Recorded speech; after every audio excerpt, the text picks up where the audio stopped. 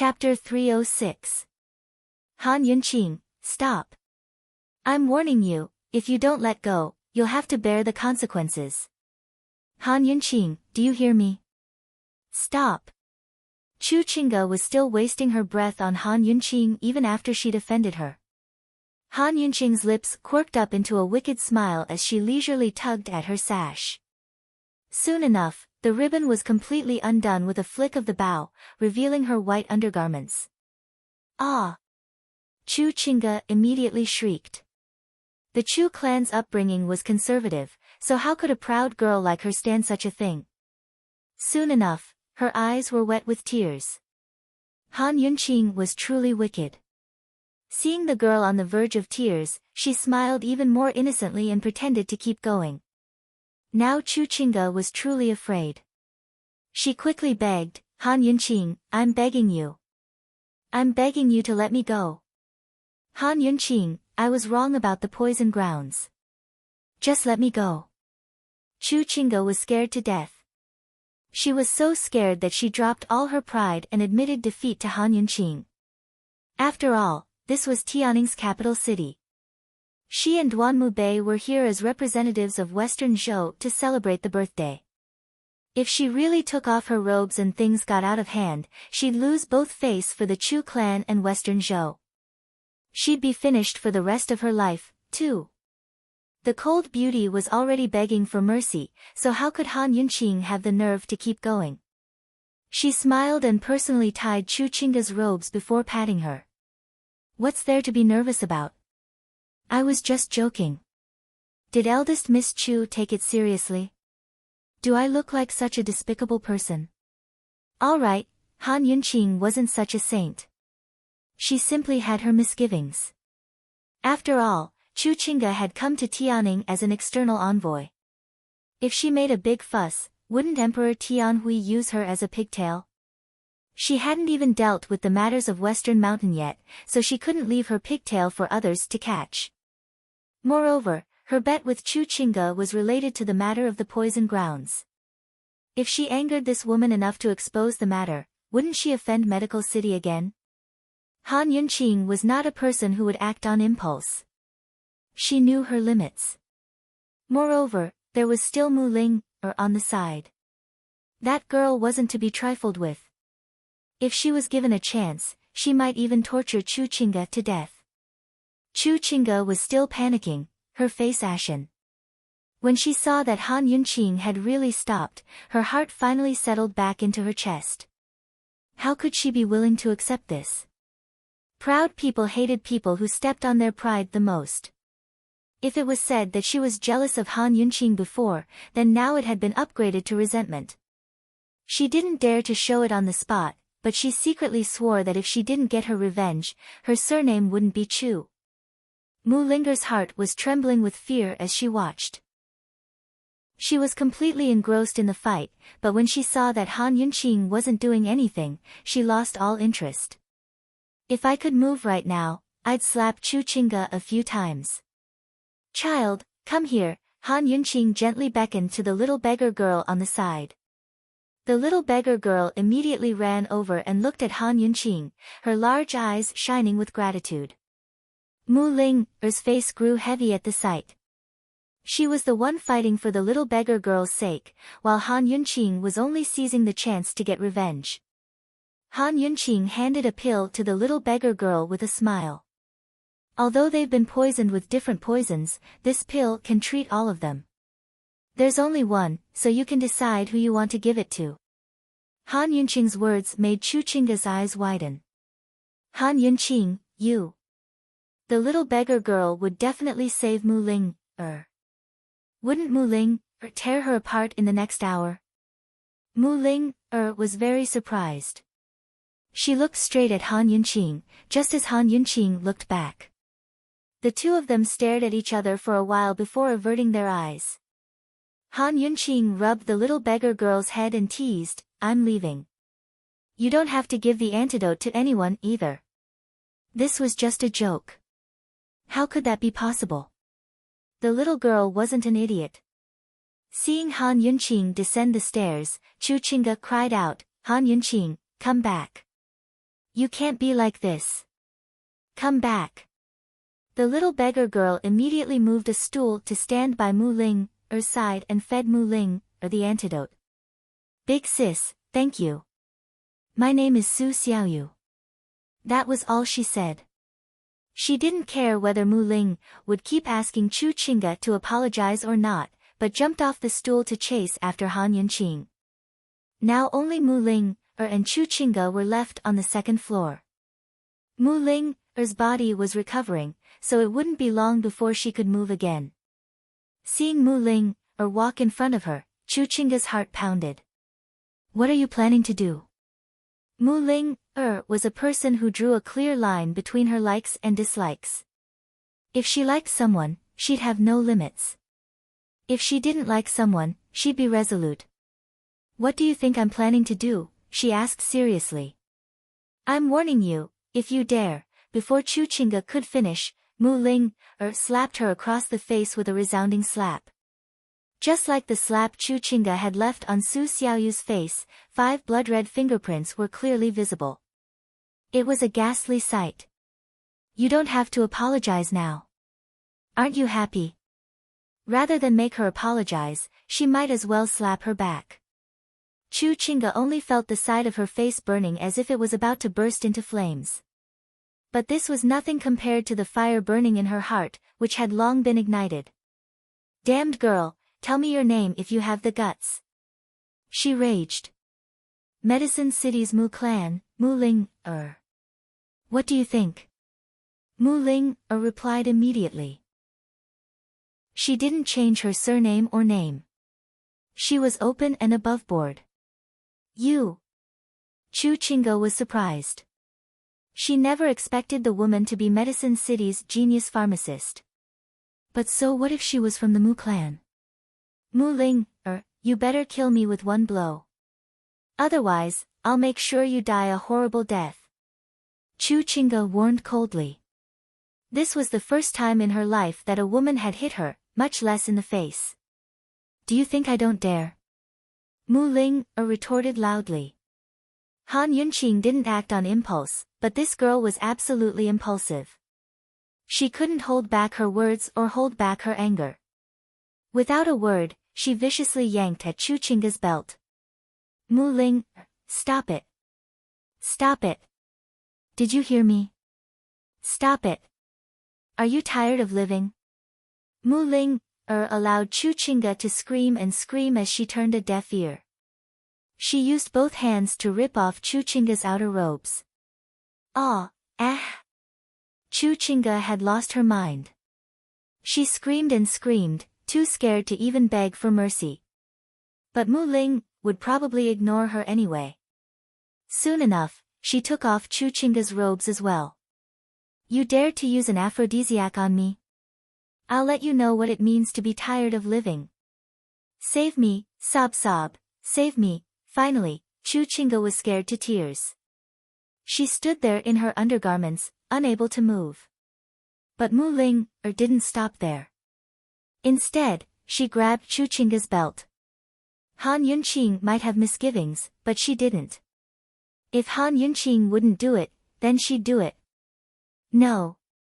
Chu Qingge was already on the verge of collapse. But it was at this moment that a figure suddenly flashed by and snatched Chu Qingge away. Mu Ling immediately chased after her, but couldn't see her as soon as she reached the window. She gave a cold snort and said, "Consider yourself lucky." Mu Ling stood by the window for a while before she gradually calmed down. She looked back at the mess in the room before her eyes rested on Han Yunqing's seat. She knew Han Yunqing had done it on purpose. Fine, she'd admit it, that woman had saved her. But who was the person who'd saved Chu Qingge? Mu Ling was too lazy to think any further. She was in a great mood today. Currently, Han Yunqing was being held back by the little beggar named Su Xiaoyu. Wherever Han Yunqing went, she followed in silence. "Child, just what will it take for you to leave? Why are you following me?" It wasn't that Han Yunqing lacked compassion. She'd already given Su Xiaoyu a bag of silver, enough for her to survive in the capital, but she still wouldn't leave. Su Xiaoyu blinked her large, clear eyes as she pursed her lips. It wasn't that she didn't want to speak, but that she didn't dare. Han Yunqing sighed and crouched down to ask patiently, "Speak. What do you want to do?" Only then did Su Xiaoyu speak up timidly. "Big sister, I want to be your servant. Please accept me." Servant, Han Yunqing didn't know how to reply. She felt uncomfortable hearing those words. Although she came from modern times, she didn't believe in equality. She knew that the strong were destined to be superior to the weak. But she didn't like hearing a child say those words. "Esteemed Wang Fei, I don't know who my father is or who my mother is. I've always been alone. I don't need so much silver." Su Xiaoyu returned the bag of silver to Han Yunqing. "Big sister, if you accept me as your servant, you just need to provide me with food and shelter. I'm very diligent." This little girl was precocious, but she was only 7 or 8 years old. Looking at Su Xiaoyu's large, innocent eyes, Han Yunqing's heart ached. She hesitated for a moment before nodding. "Let's go. Come back with me." In any case, Leisurely Cloud Pavilion only had one elder, Zhao Mama. It wouldn't be bad to have a little girl to accompany her. Han Yunqing led Su Xiaoyu back to the Duke of Qin's residence. When they arrived at the entrance, Su Xiaoyu stood there in a daze. "Let's go." Han Yunqing didn't mind the dirt and continued to hold her hand. "Your esteemed Wang Fei?" Su Xiaoyu asked timidly. Han Yunqing smiled. "What, you don't have the guts to be my servant?" Su Xiaoyu quickly shook her head. "I dare." After entering the estate, Han Yunqing first gave Su Xiaoyu to Steward Luo to train for a few days, then told him to send her to Leisurely Cloud Pavilion in a few days. As soon as she arrived, Chu Shifeng chased after her. "Esteemed Wang Fei, where did you pick up this beggar?" Han Yunqing told him about the restaurant, causing Chu Shifeng's mouth to twitch. He didn't say much, but he had to investigate Su Xiaoyu's origins in private. Anyone who wasn't personally named by His Highness Duke of Qin had to be thoroughly investigated before entering the estate, even if it was a child. "Where's His Highness? When will he be back?" Han Yunqing asked. The day after tomorrow was the Empress Dowager's birthday. Long Feiyi might have made his stance clear by using eunuch Xue, but he wouldn't go so far as to not attend, right? This subordinate doesn't know. Chu Shifeng really didn't know. He only knew that His Highness came back every night.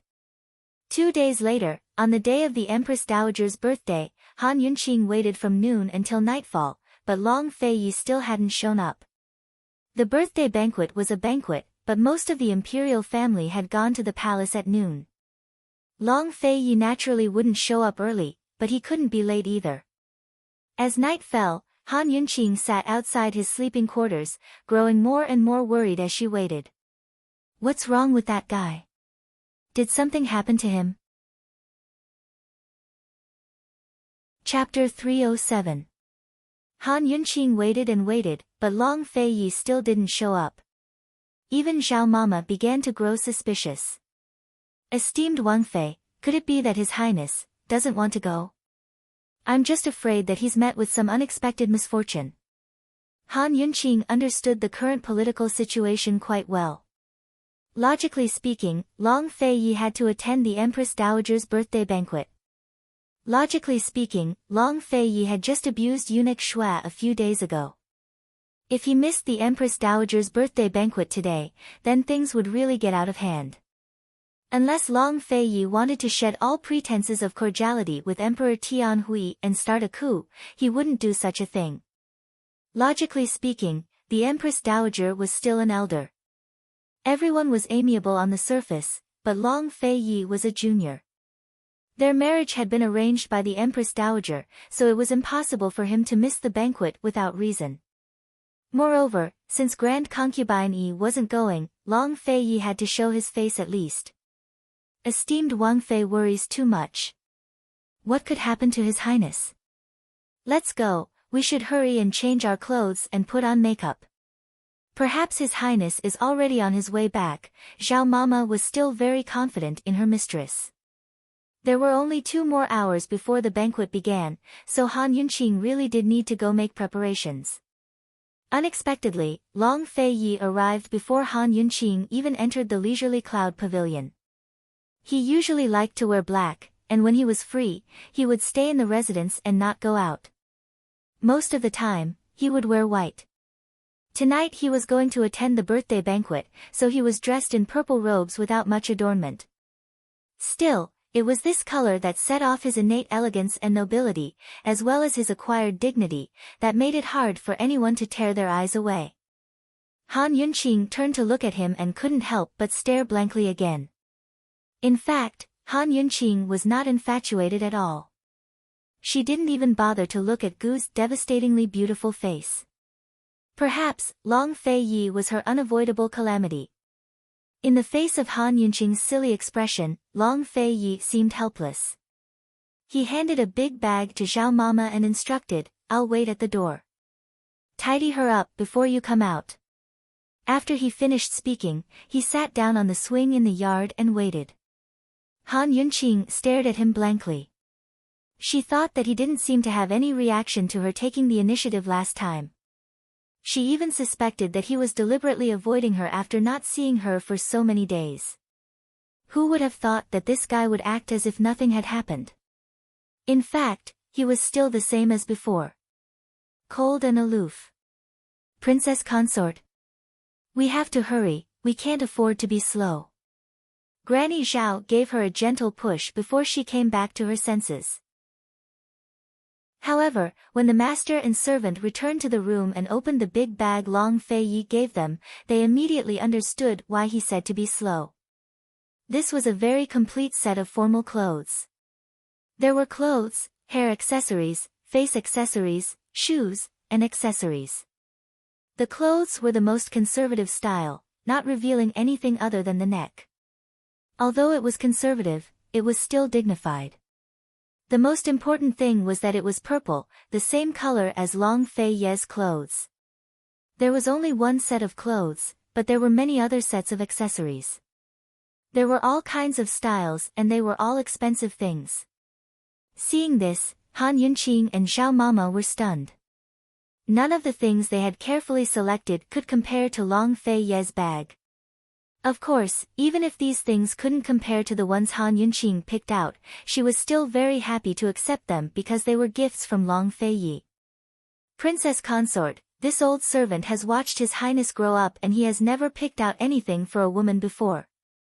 Zhao Mama was filled with emotion. Han Yunqing's face was filled with confidence. "I am the first and I will also be the last." Zhao Mama laughed in her heart. She dared to guarantee with her life that this girl would not dare say these words in front of His Highness. After changing into her violet robes, Han Yunqing picked out a set of purple jade ornaments with a pink and purple jade ornament and inserted it into her hair. There was also a round pink and purple jade pendant hanging from her waist, simple and refreshing without losing its elegance. Han Yunqing came out in her purple clothes, just like the first time she came to the palace with him.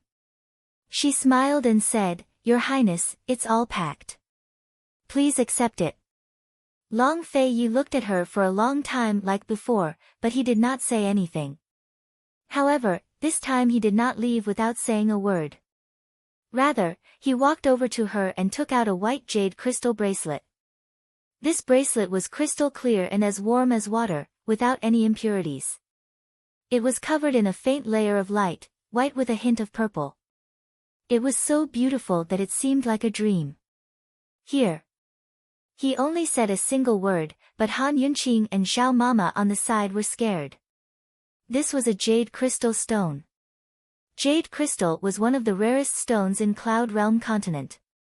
It was more valuable than gold, jadeite, or night luminescent pearls. Among them, this kind of white jade crystal with a hint of purple was the most valuable. The largest piece of white jade crystal ever found was only the size of a thumb. It had been made into a ring and worn on the hands of the Northern Dynasty's emperors. Legend had it that if a dead person held a piece of jade crystal in their mouth, it would prevent their bones from rotting away like a living person. Where did Long Fei Yi find such a large piece of jade crystal? It was enough to make a bracelet without a single flaw. If it wasn't valuable, then there would be no justice in the country. Could it be that he's been busy for the past few days because of this bracelet? Seeing Han Yunqing in a daze, Long Fei Yi took her hand and personally put it on her left hand. Was this for her? Her first gift? Han Yunqing assumed that Long Fei Yi would say something, but he didn't. He simply led her away without even asking about the medicine fan. That's it. He gave her a jade bracelet worth as much as an entire country with a single give. That was his personality. But she had to bring up the matter of the medicine fan, right? She had seriously told Zhao Mama to bring it with her. After thinking over the matter of the West Mountain, the only way left was to use the medicine fan to negotiate with the Empress Dowager. On the way, Han Yunqing couldn't help but say, "I brought the medicine fan with me." Long Fei Yi only replied, There's a lot of people in the palace tonight, so it'll be useful if you bring it along." Bring it to fan yourself? So he didn't have any designs on the medicine fan? Han Yunqing grew curious. This guy told her not to worry, but she'd like to see how he planned to deal with the West Mountain matter. By the time Han Yunqing and Long Fei Yi reached the Empress Dowager's birthday banquet hall, the banquet had already begun. Everyone was rising to their feet with Emperor Tianhui and singing their congratulations to the Empress Dowager. That's right, they were late. When the eunuchs at the entrance saw Long Fei Yi and Han Yunqing walk in hand, then saw the crowd singing their congratulations, they didn't know whether to announce their arrival or not. Zhao Mama strode forward and called out, "Your Highness Duke of Qin, Qin Wangfei has arrived." Her loud voice actually drowned out the rest of the voices in the hall, causing everyone to stop. Inside the hall, the Empress Dowager and Emperor Tianhui were seated in the highest seats in the north. 3 rows of seats on the east and west sides of the hall were filled with members of the imperial family, aristocratic families, and civil and military officials according to their ranks. The hall was packed to the brim. At this moment, all 100 or so people were looking towards the entrance. "Your Highness Duke of Qin, you really came at the right time." Under the gazes of the crowd, Long Fei Yi walked in hand with Han Yunqing. For some reason, the musicians suddenly stopped, leaving the hall so silent that even a pin drop could be heard. Long Fei Yi's purple robes were noble and regal, while Han Yunqing's was dignified. One was handsome to the skies, while the other was beautiful enough to topple cities. The two of them walked hand in hand on the red carpet like a perfect match. More than half of the women present saw them with red eyes and stifled hearts. Those who didn't wear purple all regretted it, while those who did were itching to rush over and stand by His Highness Duke of Qin's side. Han Yunqing, Han Yunqing. Why is it that you're the only one in the world who has the honor of standing shoulder to shoulder with the Duke of Qin in purple? But we can't even get a glimpse of the Duke of Qin. The women's attention was all on Han Yunqing, but the men were more concerned with the fact that they were late. Emperor Tianhui and His Highness Duke of Qin had long been embroiled in a storm before the banquet. Who knew that His Highness Duke of Qin would be late? Just what was going on? What was he hinting at? Was His Highness Duke of Qin really here today to offer his congratulations? After bowing, Long Fei Yi said, "Musicians, please continue." Only then did everyone remember that they hadn't finished singing their greetings. They didn't know if the musicians would run into misfortune after the banquet, but if they didn't hurry to smooth things over, Emperor Tianhui would probably kill them on the spot. As the music began, Long Fei Yi and Han Yunqing moved to stand on Emperor Tianhui's right. Han Yunqing saw that Long Fei Yi hadn't opened his mouth, so she naturally shut her mouth. Suddenly, Han Yunqing felt a faint killing intent and looked towards the foreign guests. She saw Chu Qingge sitting between Duanmu Bei and Chu Tianin, glaring at her with hatred. Han Yunqing magnanimously returned a small smile, but it only angered Chu Qingge so much that her face turned black. She unconsciously bit her lip and even forgot to sing her greetings. This wasn't only seen by Mu Ling, her, but also by the Empress Dowager. Han Yunqing inadvertently glanced towards Mu Ling, her, who immediately averted her gaze and pretended not to see a thing. With Han Yunqing and Duan Mubei's interference, who would be in the mood to continue singing their greetings? Amidst the music, everyone was preoccupied with their own thoughts. Most of them were still staring at the pair, but Long Fei Yi was as cold as ever, while Han Yunqing was as calm as ever. Once the greetings were over and everyone was seated, Emperor Tianhui couldn't wait to strike back at Long Fei Yi. Someone come, bring out Jin's 6 jugs of drunken flower wine. His Highness Duke of Qin and Qin Wangfei arrived late, punished them with 3 jugs each to apologize to the Empress Dowager. Emperor Tianhui was still brooding over the matter of eunuch Shui. Leaving aside the fact that Long Fei Yi had made a mistake tonight, even if he hadn't, Emperor Tianhui would still find a chance to suppress Long Fei Yi's arrogance in front of the imperial clan, nobles, and civil and military officials. The Empress Dowager sat calmly on the ground, her face full of benevolence and kindness. She had no intention of saying no need. After all, the drunken flower wine had the word drunken in it, making it easy to get drunk.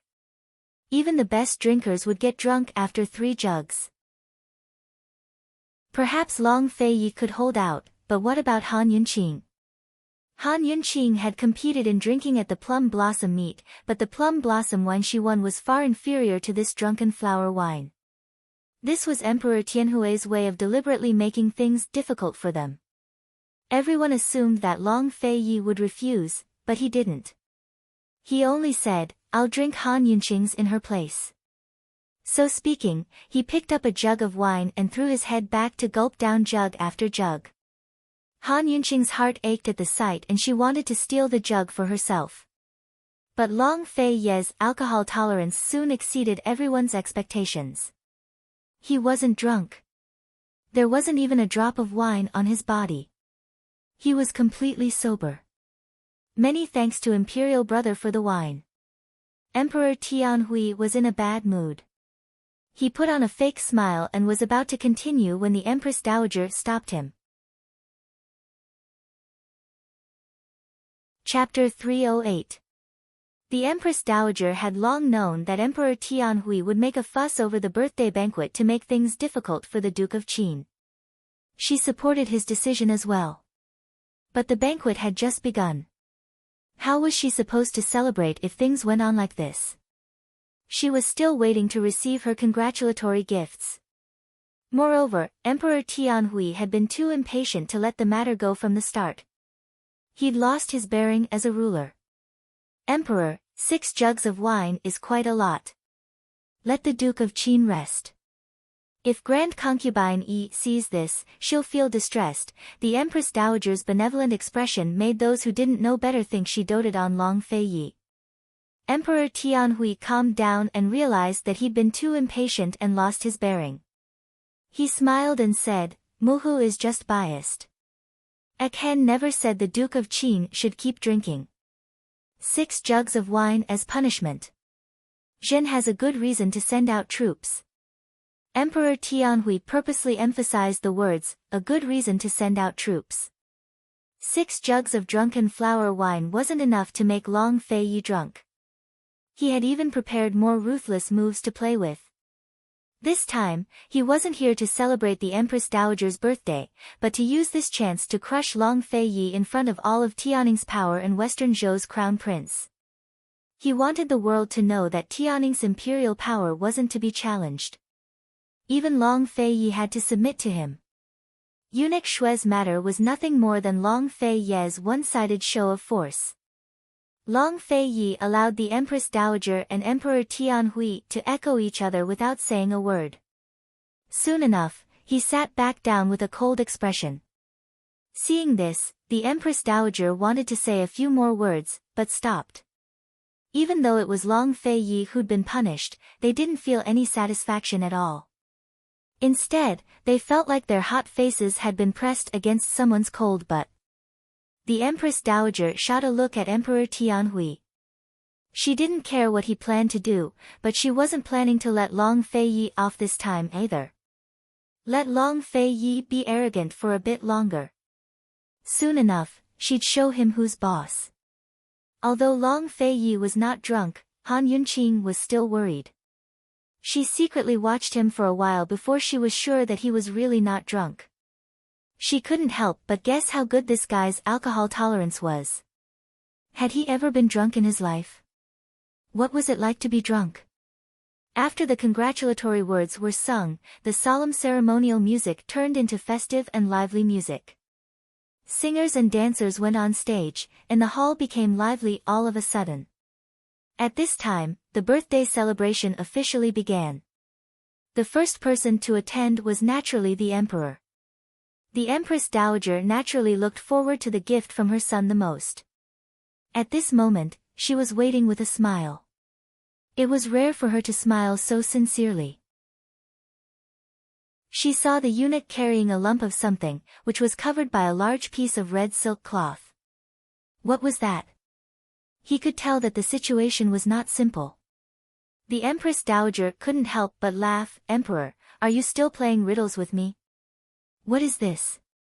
Emperor Tianhui personally undid the red silk. Muhu, Aken found this to relieve your boredom. I wish you good fortune, longevity, and good health. The object in the eunuch's arms was none other than a small Persian kitten with snow-white fur and mysterious blue eyes. It wasn't strange at all to Han Yunqing, but it was one of the rare animals in Cloud Realm continent. As soon as the eunuch carried the kitten out, many of the people present began to exclaim in surprise and praise. This was definitely a good chance to flatter Emperor Tianhui and make the Empress Dowager happy. Even Western Zhou's crown prince, Duanmu Bei, spoke up. I heard that this object came from overseas. It's something that only Emperor Tianhui could ask for. The Minister of Appointments, Lord Su, quickly added, isn't that so? I heard that Northern Li's emperor once offered a large reward for this object in order to make the empress happy. It's something he could only ask for. His Majesty's filial piety is a model for all of Tianning citizens. Someone from the Ministry of Rights spoke up as well. Esteemed Empress Dowager, His Majesty's filial piety is your good fortune. It's a great fortune for all of Tianning citizens. Marquis Pingnan followed up with flattery. If Han Yunqing was listening to all this flattery, she'd probably laugh coldly. But right now, she was doing her best to press Lil Thing into her sleeve so it wouldn't poke its head out. Ever since she'd returned to the Duke of Qin's estate, especially the leisurely cloud pavilion, Lil Thing had grown more and more timid. It often hid itself to sleep and didn't dare to come out. What was Lil Thing so excited about in such a grand occasion? Han Yunqing's expression didn't change, but her hands kept pressing and pressing. In the end, she had no choice but to reach her sleeve towards Long Fei-yi. In an instant, Lil Thing quieted down and didn't move at all. Long Fei-yi was its natural enemy. Lil Thing curled up in her sleeve with a foul expression. It had finally caught a whiff of the cat's scent and wanted to take a peek. How could its master be so bad? Fine, it could only remember this place and come back another day to steal the cat. The Empress Dowager picked up the Persian cat and liked it very much. She cradled it in her arms and stroked its fur. Emperor, you're so considerate. So considerate. She'd wanted such a plaything for a long time but couldn't find it. She was about to give up, but the Emperor really found it for her. Excellent, excellent. The Empress Dowager was in a good mood. This first gift was a big surprise, making her look forward to the following gifts even more. As the Empress Dowager, she could have anything she wanted, but she just had to enjoy the surprise of receiving gifts. Of course, the gifts had to enter her eyes. Even at the birthday banquet, she didn't accept all the congratulatory gifts. It was also because of this that the people who came to congratulate her made many preparations to deal with all kinds of situations. Amidst the flattery, Qin Wangrong stood up. Esteemed Empress Dowager, this subject brother wishes your phoenix body good health and happiness as great as the East Sea. Qin Wangrong, quickly rise. The Empress Dowager personally stood up to support him. Qin Wangrong was the previous emperor's good brother and had doubts about the Duke of Qin's background. Between the emperor and the Duke of Qin, he had to choose the emperor. However, the Empress Dowager hoped that he could support the crown prince. Qin Wangrong presented a brocade box and said with a smile, "To express my sincerity, I wish esteemed Empress Dowager good health and happiness as great as the East Sea." The Empress Dowager opened the box and saw a large luminous pearl inside. She needed both hands to hold it. Everyone was stunned at the sight. Luminous pearls were already rare objects, much less such a large one. The Empress Dowager was extremely satisfied. She held it in her hands and exclaimed in surprise, "Warm as jade, bright as the moon, and as nimble as water. This is the head of all luminous pearls." "Exactly. This is the moonlit luminous pearl," Qin Wangrong said with a smile. Hearing this, the Empress Dowager was even happier. She'd received 2 such rare gifts in a row. It looked like she'd have plenty of surprises today. According to seniority, it was time for the Duke of Qin and Qin Wangfei to attend the birthday banquet. This was not only the Empress Dowager's most anticipated arrival, but everyone else present as well. Since Emperor Tianhui and Qin Wangrong had presented such a large gift, wouldn't it be a loss of face if the Duke of Qin didn't present something rare? His Highness Duke of Qin had always been generous with his gifts. What kind of treasure would he bring out this time? Judging from the current situation and Emperor Tianhui's attitude, the Empress Dowager wouldn't let them off so easily even if His Highness Duke of Qin did. Here comes the show.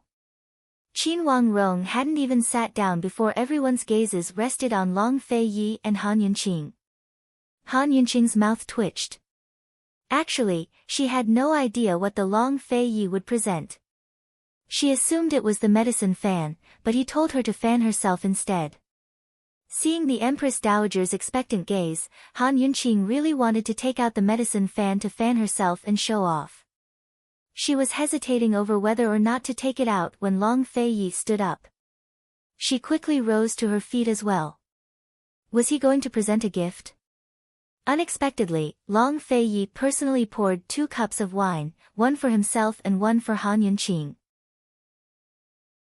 What was this? "May the Empress Dowager's phoenix body be in good health."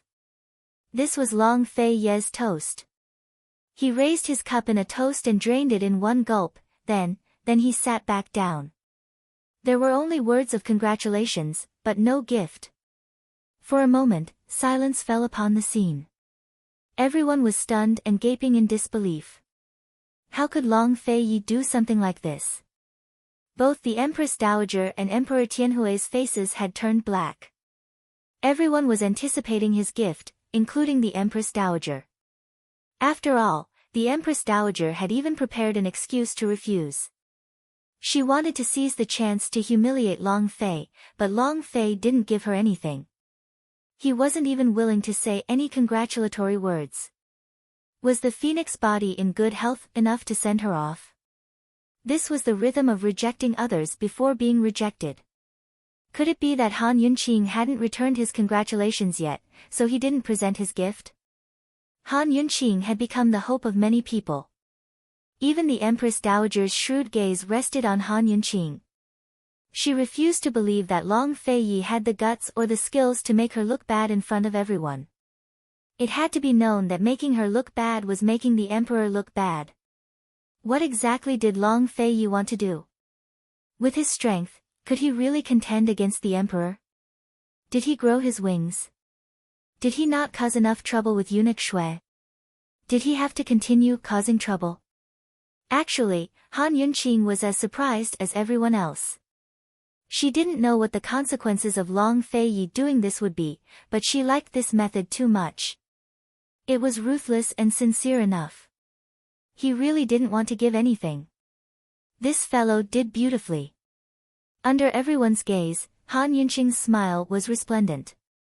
She copied Long Fei Yi and raised her wine cup, gracefully wishing the Empress Dowager a happy birthday. May the Empress Dowager's phoenix body be in good health. When the husband sang, how could the wife not follow? After she finished speaking, she was just like Long Feiyi, gracefully sitting back down. Just like that, the birthday congratulations were over, but there was no gift. The stillness in the hall grew even more pronounced. A sinister look flickered past the Empress Dowager's eyes as she felt humiliated at being played for a fool. Even if no one here dared to laugh at her, she couldn't tolerate Long Feiyi's impolite provocation and humiliation. Her hands, which had been resting on the armrest, clenched into fists. If she didn't get her revenge, how was she supposed to establish her authority in the imperial clan? Naturally, she wouldn't question Long Feiyi on the spot. That would be the same as asking for a gift, which would be shameful. She looked towards Emperor Tianhui, wanting to tell him that he could make his move now. Currently, Emperor Tianhui was staring at Long Feiyi with narrowed eyes. Long Feiyi was simply here to show off his power. Wasn't he thinking too highly of himself? He'd given him 30% out of courtesy, but if he thought that 30% was enough to deal with 70%, then he was too naive. Emperor Tianhui was about to launch an attack when a prominent and influential figure stood up. Chapter 309. Such a grand birthday banquet was filled with prominent and influential figures, but the one who stood up right now was definitely the most special of them all. In Tianning, nobles didn't participate in politics. Those who did weren't nobles, but this man was both a noble and an influential general. His name was Bailey Yuanlong, born of Tianning's largest noble family, the Bailey clan. He was nearing 50 years of age and was a great general who commanded Tianning's navy. Tianning had 3 great generals in charge of the infantry, cavalry, and navy respectively. General Mu commanded the largest infantry force, while Bailey Yuanlong commanded the most special navy. General Mu and Great General Bailey resided in the capital, while the Great General of Cavalry was stationed at the three-way battlefield. He hadn't returned this time. The navy was the most special because Tianning was the only country in Cloud Realm continent that had a navy.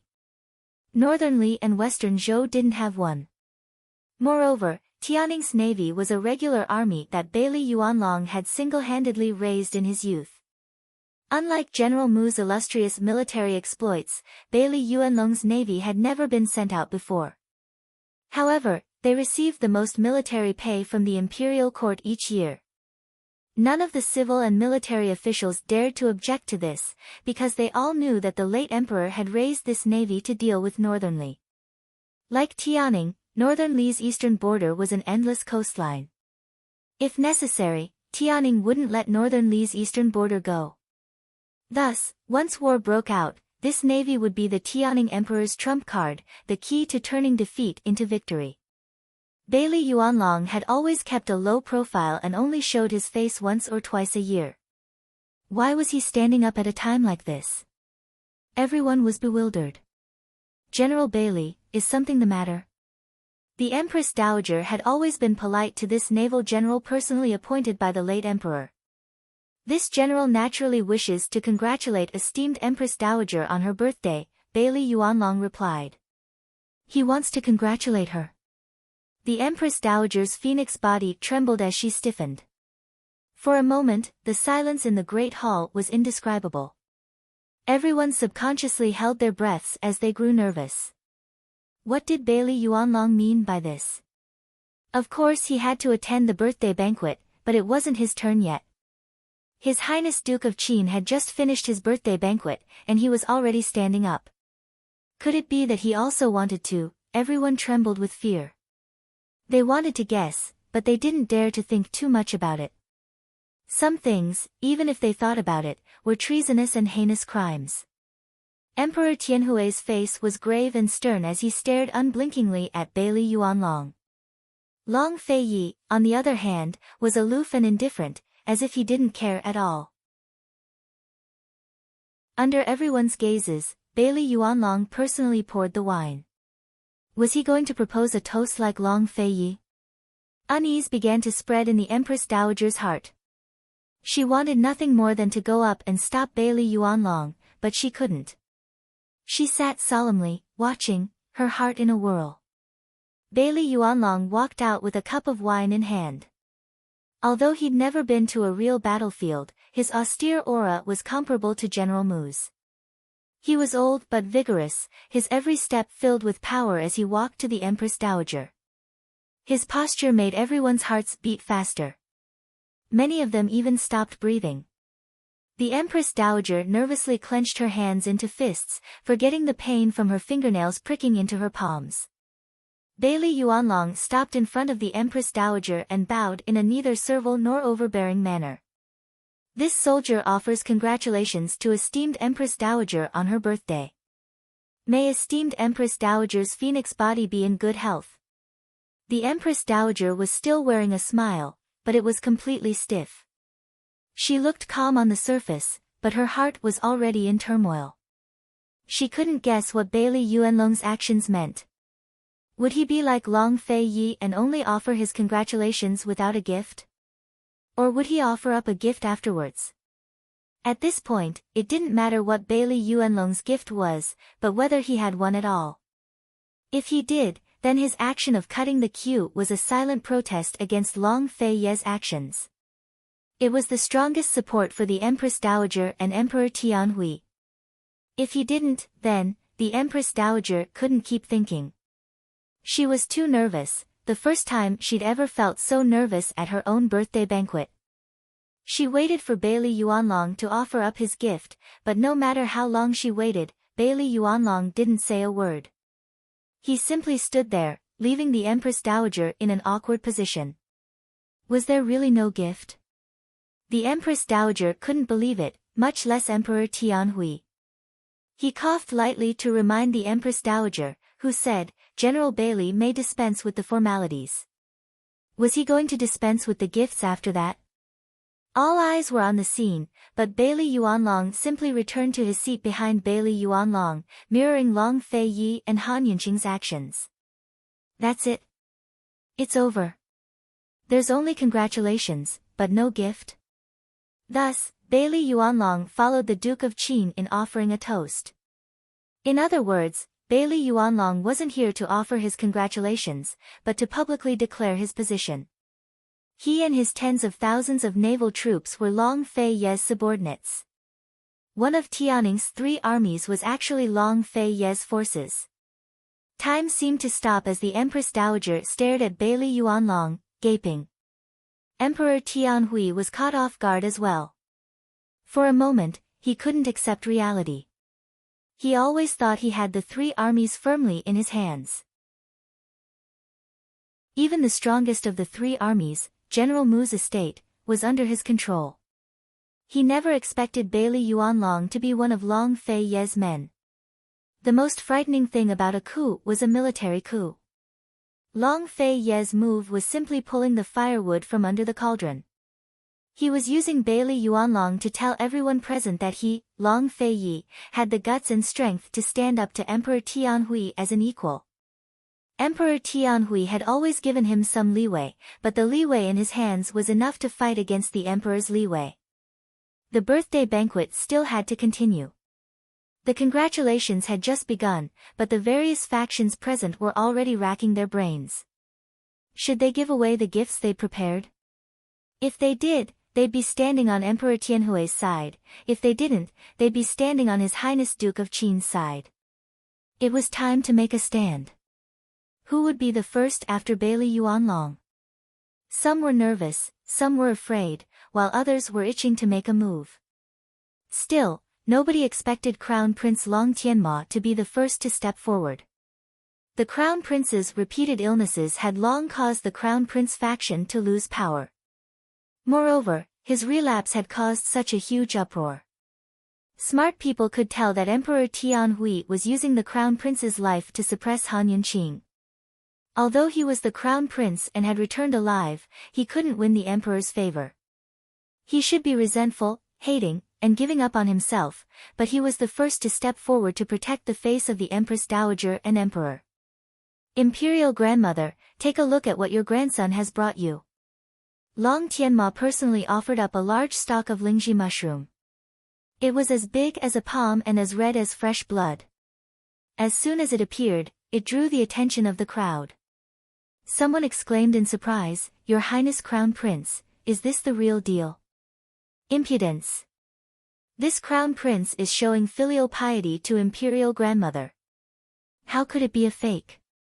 Long Tianma scolded unhappily. "Your Highness Crown Prince, this must be the rumored blood lingji mushroom that can cure all kinds of illnesses," someone asked nervously. That's exactly it. Long Tianma had been searching for this item while hiding in the Eastern Palace every day. He never expected to find it on his way back after recovering from his illness in Medical City. Seeing Long Tianma nod his head, the crowd burst into an uproar. Blood lingji mushroom was the best of all medicines. No matter what kind of illness it was, it could cure all illnesses as soon as it appeared. It was even more valuable than the Persian cat and the night moon pearl and was hailed as the #1 medicine in Cloud Realm continent. Not to mention the others, even Han Yunqing and Gu Beiyue were shocked. Some medicines only had 1 or 2 stocks, so they were gone once they were used up. Alright, it wasn't just Han Yunqing. Even Lil Thing in her sleeve was beginning to stir. It didn't know what was going on outside, but it thought that the Imperial Palace was a great place. There were so many good things, so it had to make a trip here myself. With a single stock of blood lingji, Long Tianma had pulled back the stage for the birthday celebration. He presented the gift and said respectfully, "Imperial Grandmother, this is a genuine blood lingji mushroom. Your grandson wishes for Imperial Grandmother's longevity to be as long as the southern mountains and as deep as the eastern sea." Long Tianma didn't want to take it out at all. If possible, he'd prefer to remain neutral at the banquet, because he was still too weak to offend either his Imperial father or Imperial Uncle Qin. However, in the end, whether it was his Imperial father or Imperial Uncle Qin, in the face of this great opportunity, he had to stand up and express his intentions to his Imperial father. Only by obtaining his Imperial father's favor could he become stronger and have the power to seize the throne. In the struggle for Imperial power, there was nothing more than endurance. Long Tianma's voice was like a great bell, echoing throughout the hall. Although his influence was far inferior to Bailey Yuanlong's, he'd at least turned the tables for Emperor Tianhui. The Empress Dowager was so moved that she couldn't speak, while Emperor Tianhui finally gave Long Tianma a look of appreciation. Seeing this, Long Feiyi didn't budge. It was obvious that he didn't think much of Long Tianma. Zhao Mama secretly stepped forward and murmured, "Esteemed Wang Fei, you're regretting it now, aren't you? Don't save him next time. He's just an abandoned pawn who doesn't know what's good for him." Han Yunqing smiled. Even Zhao Mama could tell that Long Tianma had been tricked by Emperor Tianhui in the relapse of his old ailment case. Although they stood on opposite sides, Han Yunqing didn't dislike Long Tianma. At the very least, he was the strongest of all her patients. No matter what happened, he'd never given up on himself. As for saving him, fine, she'd been forced to do so. There was nothing to regret. As soon as the Crown Prince appeared, one person followed closely behind him. That person was none other than the second Imperial Prince, Long Tianqing. He was the son of noble Consort Shao, the daughter of the Prime Minister of the Left, Shao Zhengxin. As the Crown Prince's faction grew weaker by the day, the second Imperial Prince's faction grew stronger and stronger. There were even rumors that General Mu was part of the second Imperial Prince's faction. Naturally, the second Imperial Prince wasn't to be outdone by the Crown Prince's performance. But when he walked past Long Feiyi and Han Yunqing, he actually snorted at them. His movements were so obvious that everyone in the hall saw it. Child, it was understandable that he was protecting the Empress Dowager and currying favor with the Emperor. But stepping on the Duke of Qin to curry favor with the Emperor was a huge mistake. Chapter 310. Long Tianqing's disdainful snort left everyone dumbstruck. Nobody expected him to be so arrogant. Leaving aside the fact that he'd give the Empress Dowager and Emperor Tianhui some face, his soft snort of praiseworthy courage was the greatest show of support for Emperor Tianhui. As for His Highness Duke of Qin, it was the greatest provocation. Silence fell upon the crowd. It wasn't clear what they were thinking, but Han Yunqing was full of admiration for this fellow. He really had guts. Even she didn't dare to treat Long Fei Yi with such disdain. To treat someone with disdain, one had to be more outstanding and stronger than them. Otherwise, what could they use to justify their disdain? Emperor Tianhui's lips quirked up into a smile as if he was satisfied with the second imperial son's actions. The Empress Dowager grew interested as well. Long Tianqing only gave a soft snort before continuing to walk forward. He was dressed in icy blue palace robes and had an imposing appearance. His steps were vigorous, and he was in high spirits. However, everyone's focus wasn't on him, but Long Fei Yi. What would Long Fei Yi's reaction be? Under everyone's gaze, Long Fei Yi's expression was cold as he stood unmoving. His deep, dark eyes were as calm as a pool of frozen spring water, making it impossible for anyone to see through him. Despite knowing they couldn't see through him, many people still stared at him, hoping to catch a glimpse of his face or his eyes. While everyone was focused on Long Fei Yi, Long Tianqing had almost reached the Empress Dowager. But for some reason, he felt a sudden pain in his foot. He lost his footing and fell forward, crashing to the ground with a loud crash as the things in his hands clattered to the ground. This time, he finally became the focus of everyone's attention. The high-spirited imperial son was now sprawled on the ground, his face to the ground with his limbs spread wide apart. He was in a sorry state. Over 100 people were sitting around looking at a man sprawled on the ground. It was easy to imagine the scene. Long Tianqing quickly scrambled to his feet and opened the gift box on the ground, only to see that the precious porcelain inside had long been smashed to pieces. "Who tripped me? Accompany me with a congratulatory gift." He was flustered and exasperated, vexed and fierce. His nose was covered in dust as he stomped his feet, truly looking like a clown. It would have been better if he hadn't said that. Once he said that, Han Yunqing immediately laughed out loud. Han Yunqing's laughter immediately caused everyone to burst into laughter. Other than Long Fei Yi, who else could it be? Was Long Tianqing really that dumb, or was he just pretending to be dumb? It didn't matter if he was pretending to be a fool or if he was really a fool. This kind of childish behavior was really unbecoming of a prince. Amidst the laughter, Long Fei Yi glanced at Han Yunqing but didn't say anything. If he had really made a move, would it have been as simple as making Long Tianqing fall? Everyone thought it was him, but in fact, it was Han Yunqing's doing. Hearing the laughter, Long Tianqing finally realized that he had lost his composure. The wisest thing for him to do was to stand up and continue walking forward without opening the gift box. He'd only prepared one gift this time, an extremely precious piece of ancient porcelain. Now that he'd broken it, where was he supposed to find a second one? What should he do now? If he kept walking forward, he wouldn't have a gift. At this moment, a sweet and gentle voice spoke up. "Second Imperial Prince, don't worry. Even if you don't have a gift, esteemed Empress Dowager won't blame you as long as you're sincere." Following the source of the voice, they saw a woman in her early 20s. She was as delicate as a flower and as delicate as jade, gentle and dainty. Her full smile was especially gentle and beautiful. This woman was none other than Bailey Yuanlong's youngest daughter, Bailey Mingxiang. Although she was the youngest, she wasn't young anymore. She'd long reached marriageable age and had countless suitors, but she refused to marry. If this was before, it wouldn't have been a big deal. But now that the Duke of Qin and Bailey Yuanlong hadn't brought a gift, it was the greatest insult to Long Tianqing. See, even Emperor Tianhui and the Empress Dowager were glaring at her. Han Yunqing looked over as well and discovered that this woman's beauty was different from the others. Her eyes were filled with intelligence. She was gentle and magnanimous, like a needle hidden in silk floss. Compared to the other noble ladies, she was definitely outstanding.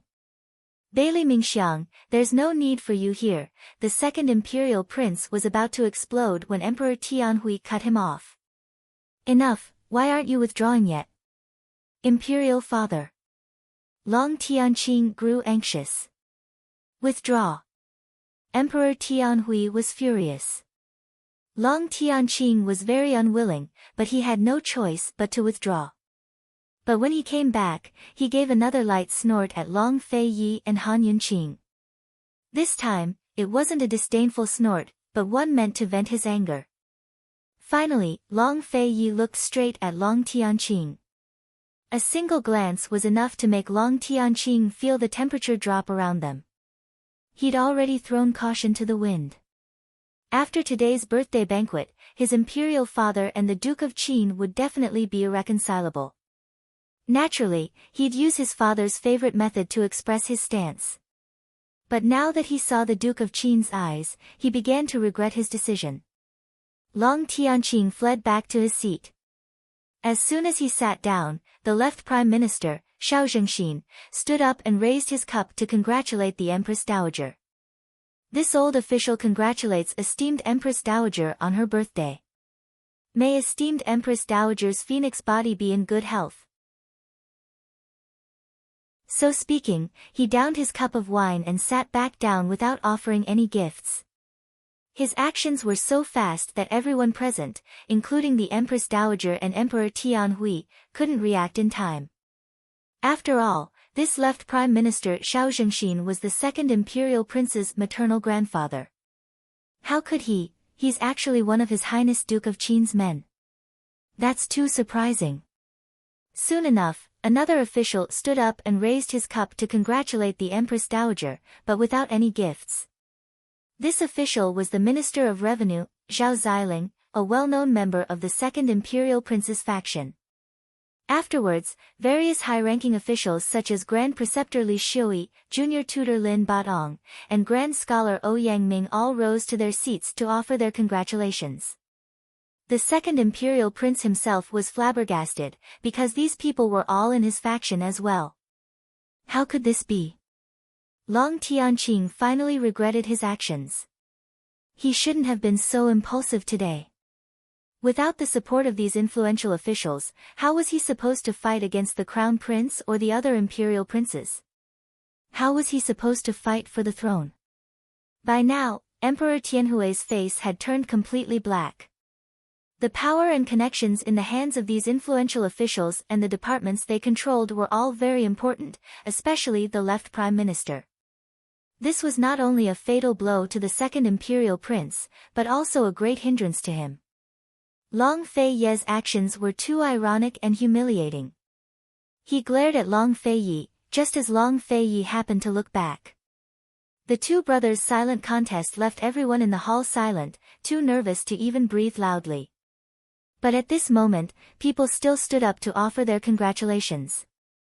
Duke Jinghua, Marquis Pingbei, Luo City's Rong clan, Zhe City's Feng clan, and so on all stood in place to raise their cups of wine. Their gifts were clearly on the table, but they refused to take them out. Where did these people get the gall to provoke the imperial clan? Wasn't it all thanks to Long Feiyi? The Empress Dowager's face alternated between white and green, looking as ugly as it could be. She had clearly seen these people arrive with gifts, but none of them had presented a single one. She hadn't even heard much of their words of congratulations. A perfectly good birthday banquet had been ruined by Long Feiyi. This was simply a coup d'état. Emperor Tianhui was so angry that his chest heaved. Although there were a few high-ranking officials who had stood up to oppose the Duke of Qin and presented gifts after gifts, there were still more influential officials on his and the Empress Dowager's side than Long Feiyi's. But no amount of support could pacify his furious heart. That was because the imperial clan couldn't tolerate even the slightest provocation. But tonight, he'd counted a total of 27 influential officials who'd provoked him. This was his humiliation, but also Long Feiyi's terrifying bargaining chip. Long Feiyi had used facts to prove that he had the skills to oppose the imperial clan. The birthday banquet was still going on, but most of the people were still presenting gifts. But it didn't matter who gave what anymore. Emperor Tianhui stared at Long Feiyi the entire time. He truly regretted that he hadn't exterminated Long Fei Yi when he was young. After all, he was almost 20 years old when his little brother was still in swaddling clothes. If he'd had the foresight back then, the late emperor wouldn't have granted him a special pardon. But Long Fei remained as steady as Mount Tai despite raising such a huge wave with one hand. His expression was stoic, like a high and lofty spectator who could see through each and every one of them. Currently, he was looking at General Mu with interest. General Mu had just retreated from presenting gifts to the Empress Dowager. His gift was a very ordinary one that didn't offend or curry favor. It was obvious that he was a neutral party. Han Yunqing sat quietly by Long Fei Ye's side. She finally realized that she'd underestimated Long Fei Ye's skills. Actually, he could have forced Emperor Tianhui to release Long Fei Yi even without her help when he was under house arrest. She'd even foolishly assumed that he'd set his sights on the medicine fan. How stupid of her. She stared at Long Fei Ye's chiseled profile and realized for the first time that she couldn't get enough of him. Just the sight of his face was enough to make her heart pound. Finally, all of Tianning's nobles finished giving their congratulations. Now it was time for the foreign guests. The foreign guests who'd witnessed a smokeless battle were still in a daze. They'd all heard of Tianning's Duke of Qin's fame, but this was their first time witnessing his skills. He really wasn't to be trifled with. Chu Qingge's gaze hadn't left Long Fei Yi since the beginning. Beneath her icy exterior was a heart that was about to burn. She'd always known that this man was as valiant and mighty as a god, but after witnessing his strength with her own eyes, she wanted nothing more than to prostrate herself at his feet. "Big bro, we shouldn't give gifts either, right?" she asked in a low voice. Big Bro had been angry with her ever since he rescued her from the inn that day. He'd told her that she shouldn't have stirred up trouble in Tianning's capital city. She was full of grievances and simply refused to talk to him. But now she couldn't help but speak up. "That's not something we can decide," Chu Tianyin said indifferently. Chu Tianyin remarked mildly. Although he'd been stunned by Long Fei as well, his attention was still on Han Yunqing. His serious gaze seemed to be searching for something on Han Yunqing's body. At this moment, Mu Ling stood up from nearby. She had come as a representative of Medicine City.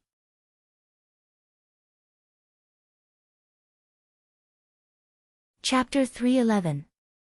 Actually, Mu Ling didn't have the right to represent Medicine City this time. Last time, she'd gone missing while bringing medicine to Medical City to deal with the poison beast. Everyone was waiting for her to show up, but she never showed her face in Medical City. She even caused Medical City to search for her everywhere for the Mu clan. Leaving aside the Wang and Xia clans, even the Mu clan had plenty of complaints. This time, the three clans of Medicine City had come to an agreement that the powerful Mu clan would still have the right to represent Medicine City at the banquet. Mu Yingdong and Han Yunqing's relationship had been so unpleasant that he didn't want to see them for a while. Originally, he wanted the eldest young master of the Mu clan, Mu Lingyun, to attend the banquet, but Mu Ling refused to leave the capital and insisted on attending instead. In the end, Mu Yingdong had no choice but to compromise.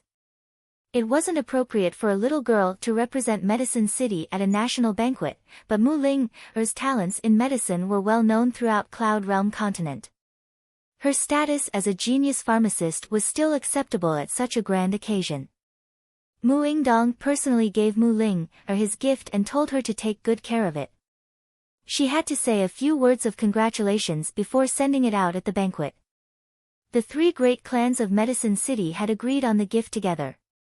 It was a life-saving pill from the medicine forest. Although it was called a medicinal pill, it wasn't refined, but grown from medicinal trees.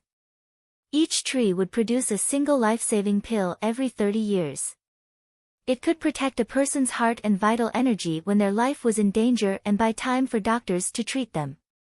Such a grand gift was both a show of sincerity and faith for Medicine City, and a sign of good relations with the Mu clan.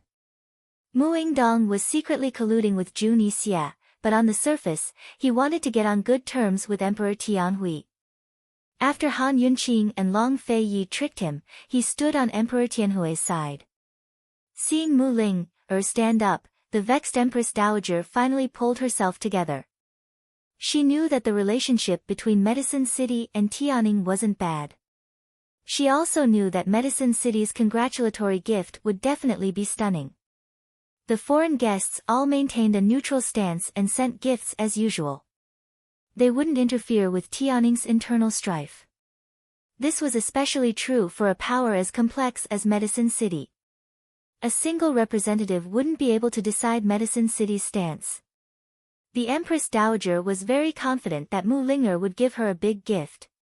She finally had some expectations. Emperor Tianhui grew self-confident as well. He refused to believe that Long Feiyi could even rope in foreign powers. He wanted Long Feiyi to know that he was the true master of Tianning. Naturally, the foreign guests would only recognize him. Previously, a few foreign guests had sent gifts, but their influence couldn't compare to Medicine City's. Now that Medicine City's people had stood up, he planned to show off to Long Feiyi. As a matter of fact, Mu Ling hadn't even revealed her identity before Emperor Tianhui spoke up first. Is this the Mu clan's famous genius pharmacist, Miss Ling? Any other representative would be overwhelmed by the favor, but Mu Ling remained calm. Exactly so. Why didn't the Mu clan head come with you? Emperor Tianhui had long known that Mu Yingdong wasn't coming, so he brought it up on purpose for Long Feiyi to hear. Medicine City's strength was deep and solid. They weren't just any allies. My father isn't feeling well, so I came as his representative, Mu Ling said, before hastily adding, and as Medicine City's representative. Chu Qingge felt uncomfortable all over at the words. She couldn't even sit comfortably in her chair, so she clenched her fists and pounded them on the table. Still, she had to admit that she couldn't compare to this damned girl in terms of status. Was it because Big Brother didn't want to offend Medicine City that he didn't show up after saving me at the inn? She'd asked him a few times, but all she got in return was rolling her eyes. Chu Qingge looked towards Han Yunqi, trying to figure out the relationship between Mu Ling and Han Yunqing. The two of them weren't friendly at all, but Han Yunqing had clearly saved Mu Ling that day. Han Yunqing was looking quietly at Mu Ling, her gaze flickering between light and dark. It was both heavy and complicated. Long Feiyi didn't pay much attention to her side. Send Zhen's regards to your father's well-being, Emperor Tianhui said seriously. All right, Mu Ling nodded before looking towards the Empress Dowager. The Empress Dowager had a kind smile on her face, but her heart was already blooming with joy. She was guessing what kind of gift Medicine City would give her. It had to be some sort of medicine, but it was hard to guess what it was. Actually, it wasn't just the Empress Dowager who was guessing. Everyone else present was guessing as well. Medicine City's gifts had always been extraordinary. Under the gazes of the crowd, Mu Ling walked out of her seat. When she passed by Han Yunqing, she purposely shot her a provocative glance. Han Yunqing allowed her to do as she pleased without batting an eyelid. Mu Ling walked in front of the Empress Dowager and made a simple bow. Mu Ling greets Tianning's Empress Dowager. Rise, rise. The Empress Dowager was so moved that she couldn't hide it. Her face was wreathed in a spring breeze. Mu Ling made another bow, this time with a grand bow. Ling represents the Mu clan and Medicine City to congratulate Tianning's Empress Dowager. May the sun and moon be bright, the pines and cranes be everlasting. May your happiness last forever, and your future be boundless. May your smile bloom from your mouth and your family live forever. Her loud voice filled the silent hall with congratulatory words. Both the Empress Dowager and Emperor Tianhui were very satisfied. Good, good, good. This child's mouth is so sweet. The Empress Dowager couldn't stop grinning as she looked towards Emperor Tianhui. Emperor Tianhui grinned and nodded in agreement. Esteemed Empress Dowager praises me too much, Mu Ling said modestly. See, you're still being modest, the Empress Dowager said with a smile. Hurry and rise. Mu Ling immediately rose, then turned to walk towards her seat and sit down. And then, there was no congratulatory gift. What did Medicine City mean by this? Just like that, the Empress Dowager's smile froze. Her eyes stared straight ahead, her expression terrifying. Without warning, the entire hall fell silent. Everyone exchanged glances as the atmosphere turned strange. Medicine City was actually interfering in Tianning's internal affairs at a time like this to support His Highness Duke of Qin.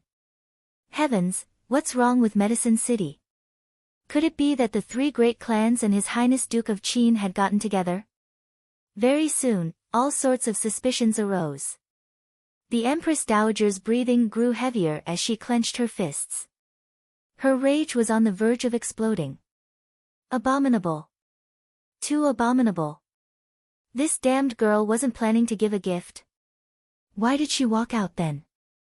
Why did she say so many congratulatory words? What was she doing? The Empress Dowager was so angry that her face had turned white. Her entire body was trembling, while Emperor Tianhui's face had long turned into a palette of colors. Medicine City's public support for Long Fei Yi was beyond his expectations. What was Muingdong planning? What were the Wang and Xia clans planning? Despite the doubtful looks from the crowd, Mu Ling leisurely sipped her tea as if nothing had happened. Han Yunqing's tightly pursed lips slowly rose into a smile. She nudged Long Fei Yi lightly with her elbow and said, I said this girl was very cute, didn't I? Long Fei Yi didn't reply, but gave Mu Ling a rare look. Actually, even without Mu Ling he would have let Emperor Tianhui know that he had foreign powers in his hands today. Since Mu Ling had accidentally chosen to represent Medicine City, he didn't need to explain himself. As Mu Ling drank her tea, she glanced at Han Yunqing out of the corner of her eye. When she saw Han Yunqing smiling at her, she immediately withdrew her gaze and ignored her with a haughty expression. Han Yunqing gave a lazy yawn and drank her tea without looking at her again. Perhaps only Han Yunqing and Mu Ling understood the subtle relationship between them. In any case, everyone present was discussing Medicine City's stance. Emperor Tianhui was finally re-evaluating Long Fei Ye's capabilities. He had to consider how Mu Ling's actions would make the other foreign guests look at him. How could such a good banquet go on? No matter what, it had to continue for the sake of Tianning's imperial family's face. The Empress Dowager was so angry that she wanted to smash her things and leave, but she was still the Empress Dowager. She suppressed her anger and sat upright in her seat. Emperor Tianhui was extremely uneasy. He had to calm down and re-evaluate the power behind Long Fei Yi. It seemed like he'd have to put aside the difficulties he'd prepared for Long Fei Yi. If he forced this retainer brother of his into a corner, he'd really start a rebellion. Under his rule, Tianning looked peaceful and prosperous, but there were internal and external troubles. If Long Fei Yi really made a move, it wouldn't do him any good. Although he knew that Long Fei Yi had won this game, Emperor Tianhui was still unwilling to accept it. But after weighing the pros and cons, he could only endure for now. Your Majesty, I heard that the dancers performed a peach blossom dance for the Empress Dowager. Why don't you have them come up to liven things up? Noble Consort Yun seized the chance to speak up. The Empress had gone mad. As the mother of the second imperial son, Noble Consort Xiao was likely to suffer because of Prime Minister Zhao's stance. Naturally, she had to seize the chance. She had to pave the way for her seventh imperial son. Emperor Tianhui nodded. A group of dancers as beautiful as flowers walked out from the left and right sides of the hall. Their faces were like peach blossoms, and their pink robes fluttered in the wind. They immediately attracted the attention of everyone present. Although everyone was still suspicious of what had just happened, the atmosphere was less tense on the surface. The Empress Dowager silently exhaled, a sinister look flashing past her eyes. Even if I can't make things difficult for the Duke of Qin, I should at least embarrass Han Yunqing today. Otherwise, I won't be able to swallow this anger. As they enjoyed the dance, the other foreign guests began to offer their congratulations. None of them acted like Mu Ling did again. Duanmu Bei represented Western Zhou to present the Empress Dowager with a generous gift, which was within everyone's expectations. Although Chu Qingge wanted to support the Duke of Qin, she knew that she couldn't convince Duanmu Bei. She couldn't help but look towards Mu Ling with envy. If I could represent all of Western Zhou, or even the Chu clan, I'd definitely stand on Long Fei Ye's side. Some backgrounds meant that one couldn't do as they pleased. Others allowed you to do as you pleased. After the foreign guests finished offering their congratulations, everything returned to normal. Everyone enjoyed the peach blossom dance with peace of mind. Needless to say, this peach blossom dance was truly beautiful. The Empress Dowager seemed to be enjoying the show, but she was secretly wondering how she should deal with Han Yunqing. Han Yunqing had no idea of the Empress Dowager's thoughts. She was currently savoring the delicacies on the table while enjoying the dance. She'd been busy all this time, so it was rare for her to have a chance to enjoy herself like this. Unexpectedly, Chu Qingge spoke up with a smile. Qin Wangfei.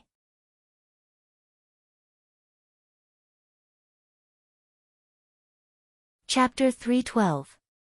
The crowd tasted the fine wine while enjoying the singing and dancing, chatting in groups of 2s and 3s.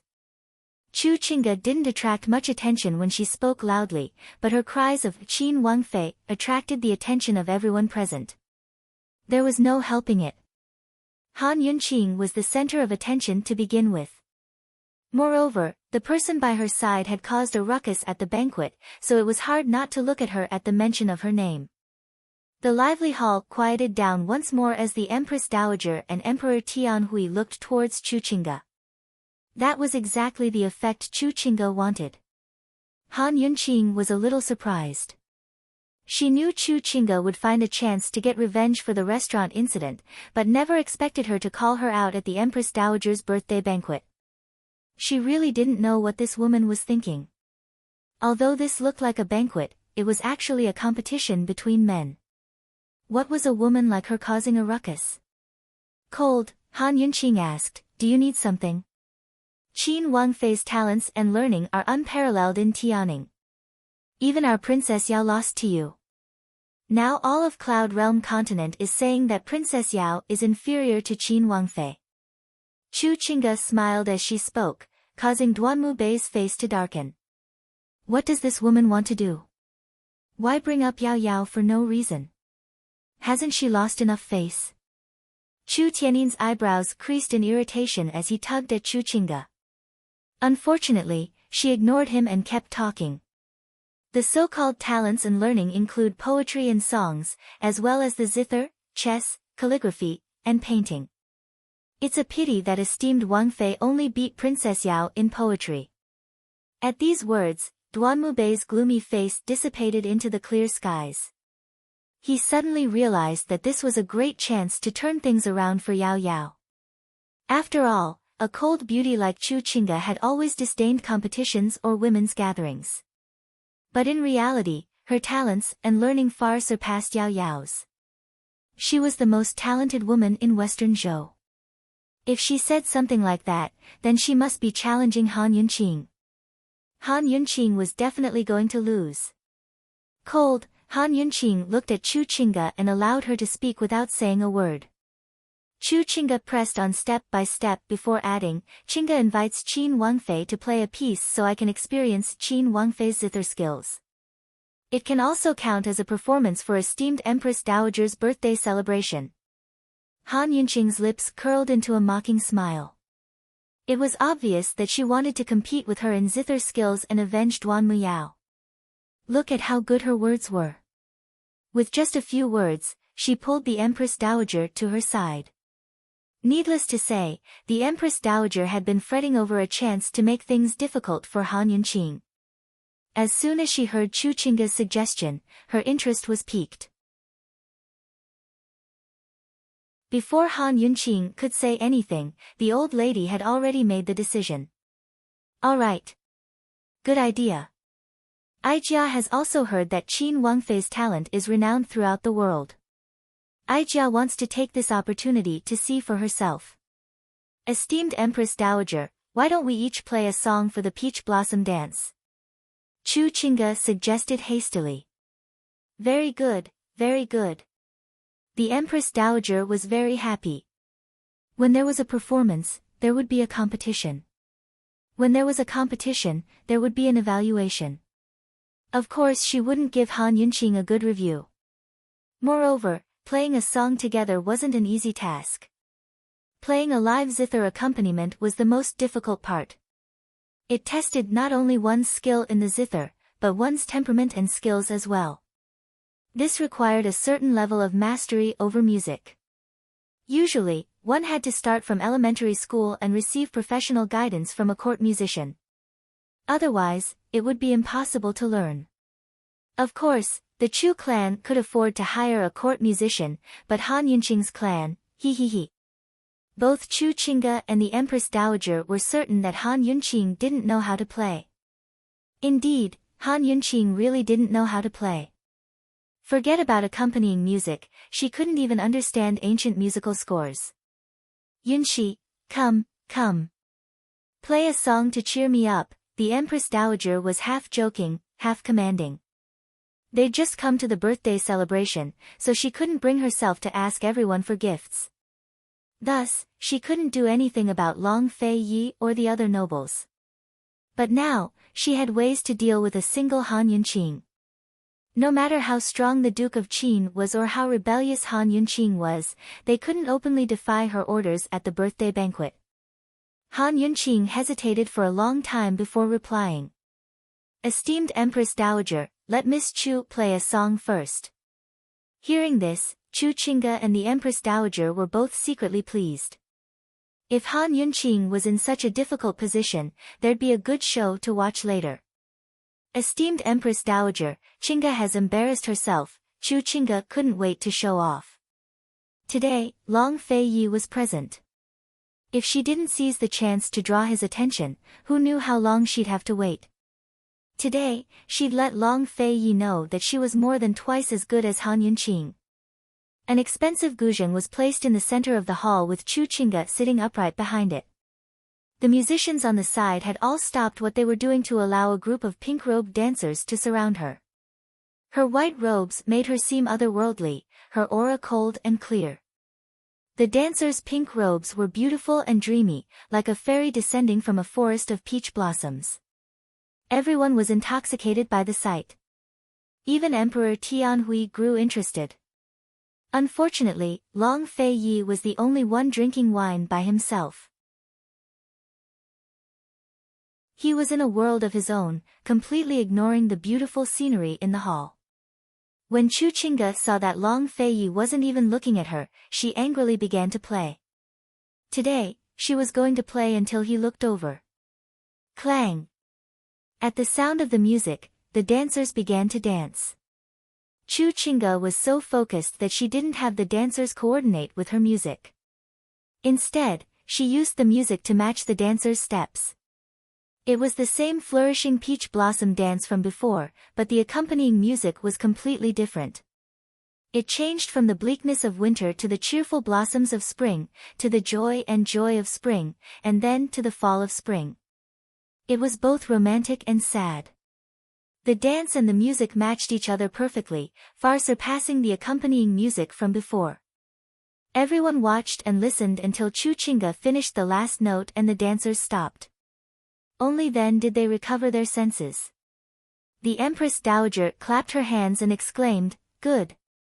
Excellent!" Everyone exclaimed in admiration and praise, but Chu Qingge only had eyes for Long Fei Yi, the Long Fei Yi who hadn't spared her a single glance. She was so disappointed. She stood up and faced Han Yunqing directly. Esteemed Wang Fei, it's your turn.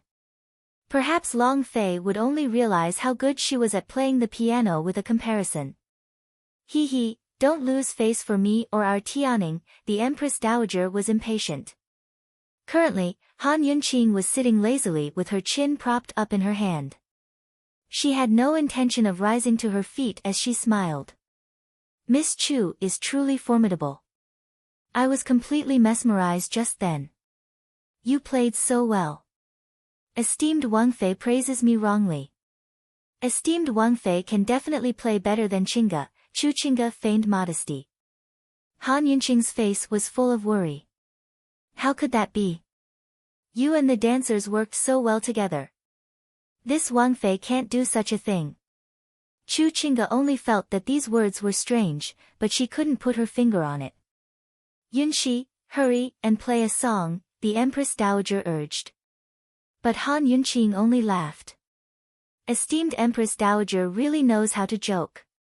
Yunxi isn't a servant. How could I play for the dancers? What kind of scandal is that? No matter if they were musicians, singers, or dancers, they were all servants. Whether they sang, danced, or played, they were all there to serve their masters and make them happy. Han Yunqing was a proper Qin Wang Fei, so how could she perform with the dancers? Han Yunqing had only allowed Chu Chinga to go first, but she hadn't agreed to perform. As she spoke, she praised Chu Chinga generously. It's a pity that Miss Chu didn't become a musician. Her words were like a slap to Chu Chinga's face. How could Han Yunqing do such a thing? What she was proud of was the behavior of a servant in Han Yunqing's eyes. What about Long Feiyi? Did he think the same thing? Was that why he didn't even spare her a glance? Chu Chinga was furious, but when she saw Han Yunqing dressed in purple and sitting next to Long Fei, she couldn't help but feel inferior to the woman. No. She was too afraid of this feeling. It had to be her imagination. Chu Chinga didn't answer Han Yunqing, but sent a pleading look towards the Empress Dowager. She was very clear that the Empress Dowager wouldn't let go of such a good chance.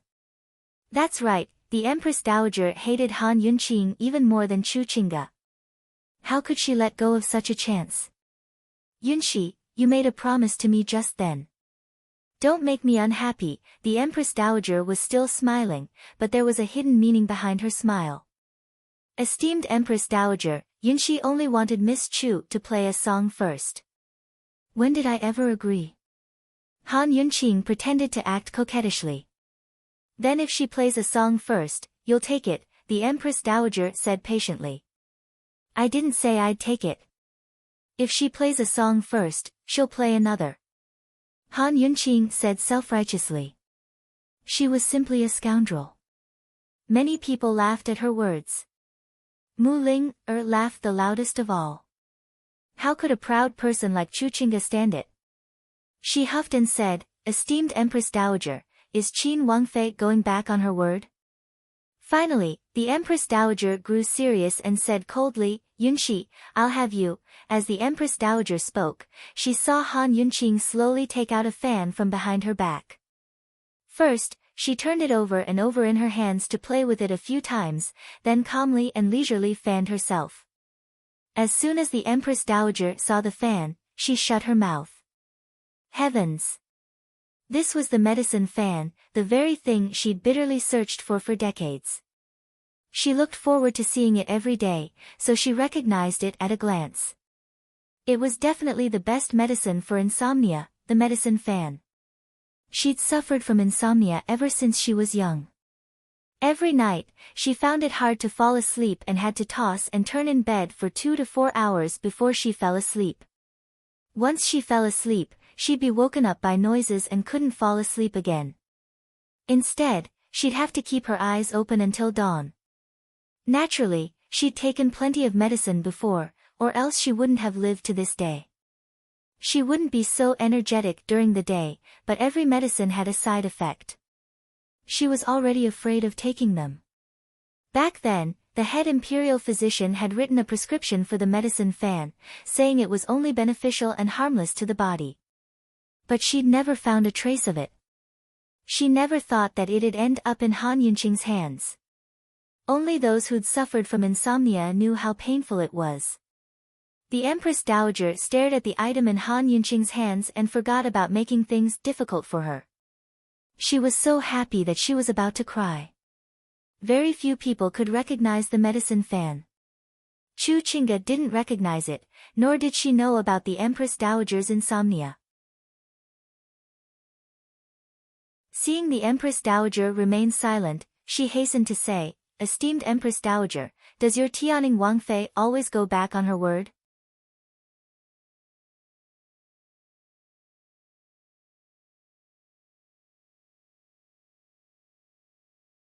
Only then did the Empress Dowager come back to her senses. "Miss Chu, please rise."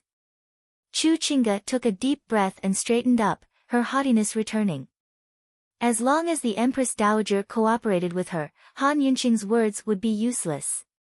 But who knew that the Empress Dowager's next words would be, "It's true that Qin Wangfei never agreed to play a song. It was just a joke, so Miss Chu shouldn't take it seriously." What? Chu Qingge felt like she'd been struck by lightning. She gaped, her entire body stiff. Did I hear wrong? What did the Empress Dowager just say? Esteemed Empress Dowager is wise and brilliant. This Wang Fei sees that Miss Chu's Qin skills are truly exceptional. Why don't you play another song to liven up everyone's spirits? Han Yunqing covered her face with her medicine fan and smiled. How could she look so bashful and charming? Liven up everyone's spirits?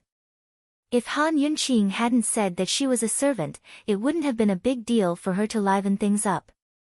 But Han Yunqing had just said that she wasn't a servant, so she wouldn't show her face in public. Now she wanted her to liven things up for everyone, much less help them drink. Just what did this woman take her for? Although her status wasn't as high as her status as the Duke of Qin's official consort, she was still the eldest young miss of Western Zhou's Chu clan. Outside of Western Zhou's imperial clan, the Chu clan was the noblest clan in the country. Chu Qingge was a proud person, but she was still so angry that her face turned red. She almost burst into tears as she glared hatefully at the Empress Dowager, unable to comprehend her words. The Empress Dowager was in a difficult position as well. She didn't want to offend Han Yunqing, but she couldn't hurt Chu Qingge either. She was trying to think of a way to settle the dispute and have Chu Qingge return to her seat when Han Yunqing lazily spoke up again. Esteemed Empress Dowager, let Miss Chu play another song. She played so well just then that I still want to hear more. As she spoke, she purposely placed the medicine fan on the table and lightly patted it. This action stunned the Empress Dowager. Could it be that Han Yunqing knows that I've been begging for the medicine fan for ages? Does she know about my insomnia as well? Most likely, the Duke of Qin knows as well, so it's no surprise that Han Yunqing knows. Perhaps the Duke of Qin was the one who gave her the medicine fan. Could it be that she was threatening her with her actions? Damned girl. The Empress Dowager cursed in her heart, but in the end, she couldn't resist the temptation of the medicine fan. Suffering from insomnia for over 20 years was a fate worse than death. It was enough to make her give up on all her past grudges. If Han Yunqing is threatening me, then I still have a chance to get the medicine fan. I won't be impulsive. I'll use my wits. I still want to hear more, too. Miss Chu, can you play another song? The Empress Dowager smiled as she went along with Han Yunqing's wishes. Chu Qingge couldn't believe her ears. Her vision went black, then white. She was so angry that she almost fainted. Who could tell her what was going on? Had the old Empress Dowager lost her mind, or been possessed? She was actually protecting Han Yunqing. Few of the people present could tell Chu Qingge the reason, because everyone else was as incredulous as she was. Even Emperor Tianhui didn't recognize the medicine fan, much to his surprise. What's wrong with Muhu? Although Emperor Tianhui wanted to help Chu Qingge, this was still a woman's affair. He hadn't interfered from the start, but now it was even harder for him to do so. Moreover, he had his own fears. If he interfered, Long Feiyi would get involved as well. If that happened, then the losses would outweigh the gains. Emperor Tianhui hadn't feared Long Feiyi at all before the birthday banquet. He'd only given him a bit of courtesy, but now he feared Long Feiyi even more. Emperor Tianhui glanced at Long Feiyi, who was drinking leisurely without batting an eyelid. In the end, he decided to bide his time. Muhu must have her reasons for doing this, he thought. I'll ask her about them later. Esteemed Empress Dowager. Chu Qingge felt wronged. What, Miss Chu isn't willing to play another song for me? The Empress Dowager's face was filled with disappointment. Chu Qingge almost spat up blood at the words. Intolerable bullying, absolutely intolerable bullying. Duanmu Bei and Chu Tianyin watched from the sidelines. Chu Tianyin furrowed his brows as he lamented the misfortune of his little sister. He'd warned her long ago not to have any ideas about Han Yunqing, but she refused to listen. If news of this reached his father's ears, he wouldn't be able to protect her either. The situation before them was clear. Although there was no way to explain the Empress Dowager's actions, anyone who tried to help her would only be at a loss. Duanmu Bei had been planning to attack Han Yunqing, but now he only rejoiced that he hadn't interfered. Otherwise, he'd be in an awkward spot as well. Chu Qingge couldn't refuse the Empress Dowager since she was the one who'd started all this trouble. Moreover, the two of them had come with Crown Prince Yi to attend the birthday banquet because of Duanmu Yao's collusion with Northern Li's Duke of Kong. In other words, they were here to explain and apologize. Duanmu Yao's matter was still fresh, so she couldn't afford to make the Empress Dowager unhappy in front of everyone, right? Chu Qingge had no choice but to play another song. As long as esteemed Empress Dowager likes it, Qingge will be honored. Chu Qingge didn't even know how she finished her sentence. Her heart was stifled enough to suffocate her. But Han Yunqing only smiled and spoke again. Miss Chu, are you planning to accompany the dancers or play a solo piece? Chu Qingge had to take a deep breath to control her emotions and prevent herself from exploding. A solo piece, she said coldly. Of course she was going to play a solo piece. If she accompanied the dancers, wouldn't she really be a servant, performing for everyone's amusement? The dancers withdrew, leaving Chu Qingge to sit by the zither again. Although she was still as beautiful as ever, cold and noble, as if she didn't eat the food of mortals, she'd lost all of her previous self-confidence and ease. The best zither skills lay in one's mental state. If one's heart wasn't calm, the notes would be jumbled up. The more Chu Qingge played, the more she lost herself. The more she wanted to give up, but she had no choice but to persevere to the end.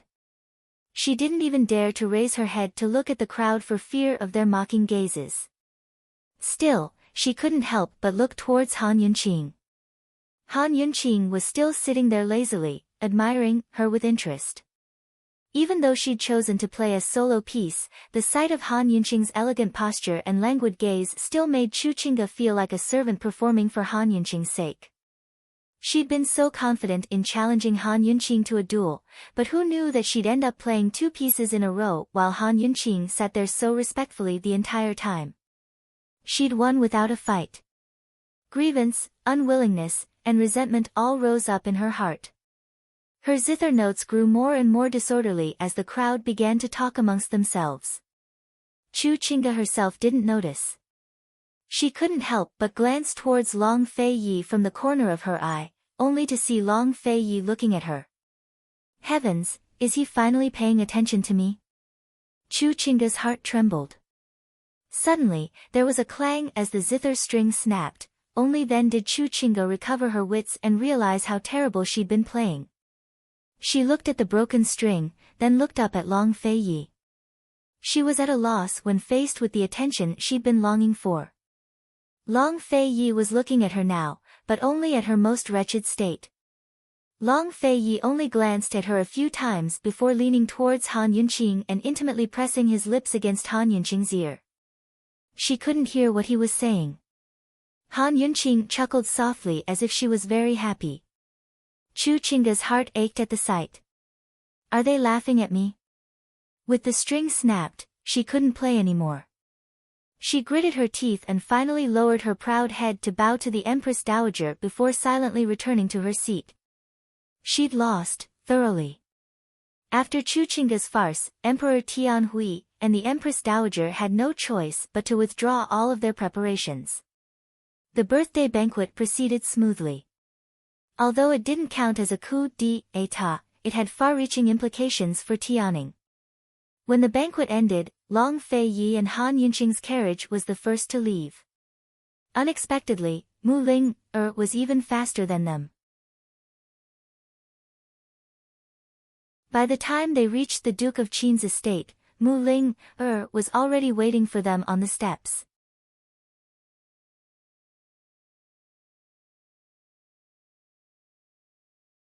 Chapter 314. Seeing Han Yunqing and Long Feiyi get off the carriage, Mu Ling immediately jumped up and ran straight to Han Yunqing.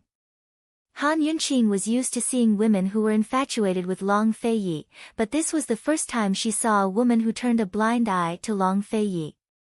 Han Yunqing, where's Qi brother? Mu Ling was very direct.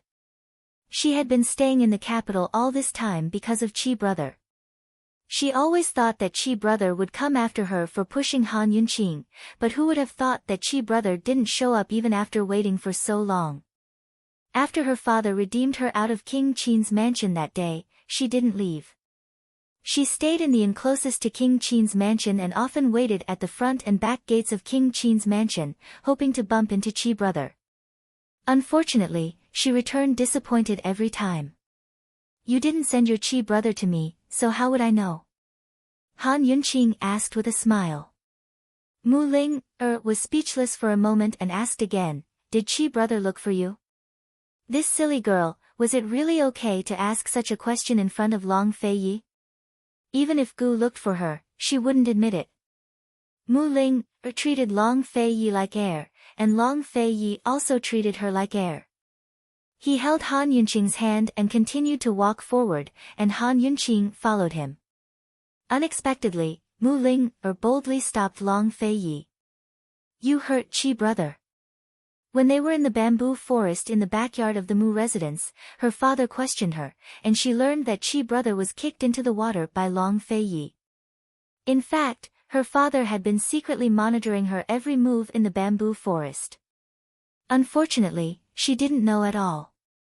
She even foolishly told her father everything about Gu and told him that she liked Gu. Get lost. Long Feiyi suddenly said coldly. Mu Ling was intimidated by his aura and obediently took a step back.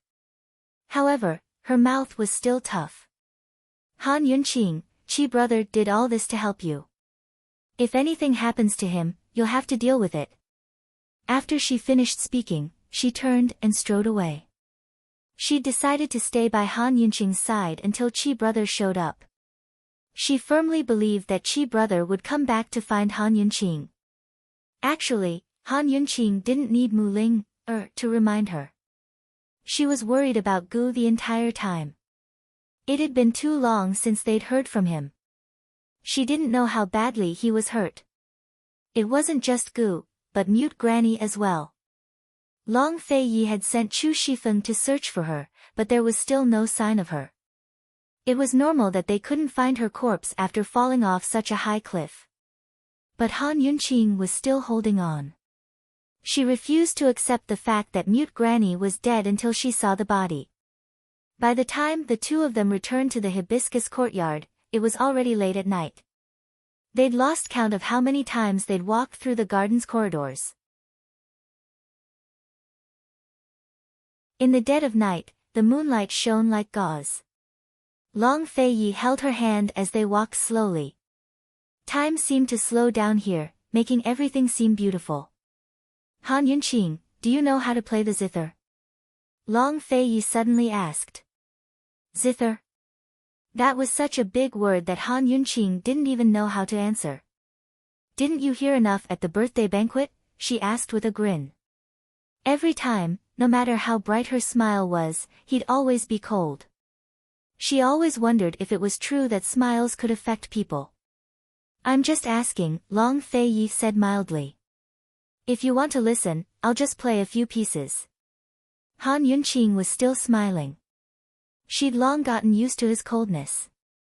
Moreover, she was in a very good mood tonight. She didn't know how to play the accompaniment, much less understand ancient zither scores. But she still knew how to play a few famous zither pieces. If she really played the zither against Chu Qingge tonight, she might not lose. But if there was a better way to beat Chu Qingge, of course she'd use it. She didn't like to perform in front of so many people. That would ruin Qin Wangfei's social status. There were so many influential people at the birthday banquet, but not many of them had the right to hear her play the zither, right? If your lordship listens seriously, will you play seriously as well? Long Fei Yi asked with interest. Han Yunqing raised her head and caught sight of a rare smile in Long Fei Yi's eyes. It was faint and faintly discernible, a smile that wasn't quite a smile. Under the quiet moonlight, it looked especially deep and enchanting. She couldn't help but stare blankly. This fellow must be in a good mood tonight. She couldn't even remember how long it had been since he last smiled. I will. Han Yunqing nodded seriously. She wasn't like Chu Qingge, who played for everyone else. She only played for him. Long Fei Yi held her hand, but they didn't head for Leisurely Cloud Pavilion. Instead, they went to his quarters. Han Yunqing had taken a tour of Long Fei Yi's mysterious quarters on her first day at the estate. She knew that there was a tatami mat tea room with a precious zither inside. But she'd never heard the sound of a zither in the past year since she'd entered the estate. Long Fei Yi personally brewed the tea, its fragrance fresh and clean. Han Yunqing washed her hands and burned incense, its fragrance rising in spirals. Long Fei Yi was clearly holding tea, but his movements made it seem like he was holding wine. He had long changed into a set of loose white robes and was sitting lazily on the tatami mat, sipping from his cup. Right now, he seemed less cold and indolent than before. He sat by the French windows, looking like a wandering immortal beneath the moonlight. Han Yunqing was a good-for-nothing. Right now, all her attention was on Long Fei Yi. This was the first time she'd seen him so indolent after so long. Was this a side of him that she didn't understand? Or was he starting to feel tipsy after drinking so much wine? Suddenly, Long Fei Yi asked, Han Yunqing, how long are you going to stare? Han Yunqing gave a start before quickly averting her gaze. She didn't know how to answer him. Didn't this guy always let her stare as she pleased? Seeing Han Yunqing's ears turn red, Long Fei Yi's eyes flashed with amusement, but it quickly disappeared. Han Yunqing lightly plucked at the zither and changed the topic. What's the name of this zither? Junyu, Long Fei Yi replied mildly. Han Yunqing only felt that it was especially beautiful. As she murmured the two words, Junyu, she plucked at the zither and played the song, Lovers of the Liang. The sound of the zither was mellow and melodious. It was as if she was weeping and narrating, as if she was quietly narrating a 1,000-year-old love story. Han Yunqing didn't know why she chose this song. Perhaps it was because of the name, Junyu. Junyu, Junyu. The sound of the zither was like Junyu. Listening to the sound of the zither was like Junyu's voice. How much did she miss him? Long Fei Yi supported his head with one hand and listened quietly. He kept looking at Han Yunqing. He seemed to be listening to the song seriously, but he was actually looking at her seriously. He seemed to be entranced by the song, but he was actually entranced by her. He was so serious as he looked at her beautiful brows, her tall nose, her tender red lips, her lowered eyes, and her noble purple robes. She was so elegant and magnificent. He looked at her like she was his prey, but he also looked at her like she was a treasure. As he looked at it, his gaze gradually became solemn and heavy, as if there were many secrets hidden in it that no one knew. She didn't know that his heart for her was just like his gaze at this moment. It was mixed with too many things and also heavy. Han Yunqing lowered her head and continued to play. She didn't notice that Long Feiyi wasn't actually listening to the song, but looking at her. When the last sound of the zither stopped, Han Yunqing raised her head. She herself was immersed in the faint sorrow of lovers of the Liang. At this time, Long Feiyi had already put away all the emotions in his eyes and returned to his usual silent and cold appearance. "What's the name of this song?" Long Feiyi asked. "Lovers of the Liang, I didn't write it. It's a famous song." Han Yunqing hurriedly explained. "Lovers of the Liang? What's the meaning of this name?" Long Feiyi was curious. Han Yunqing summarized the story of Lovers of the Liang and smiled. "Your Highness, if you were Liang Shanbua, what would you do?" But Long Feiyi only replied, "Your lordship isn't that weak." Han Yunqing was at a loss for words. All right, even if this guy was in a good mood tonight, she couldn't discuss this topic with him. It didn't suit him at all. Long Feiyi drank a few cups of tea before he commented, "It's very nice." Han Yunqing was speechless. She could faintly sense that this guy didn't really want her to play the zither. But what else could he do in the middle of the night besides listening to the zither on a whim? She sat by his side and drank tea with him. "Your Highness, the matter of the Western Mountains, Emperor Tianhui had said that she would go to the Western Mountains as soon as the Empress Dowager's birthday banquet was over."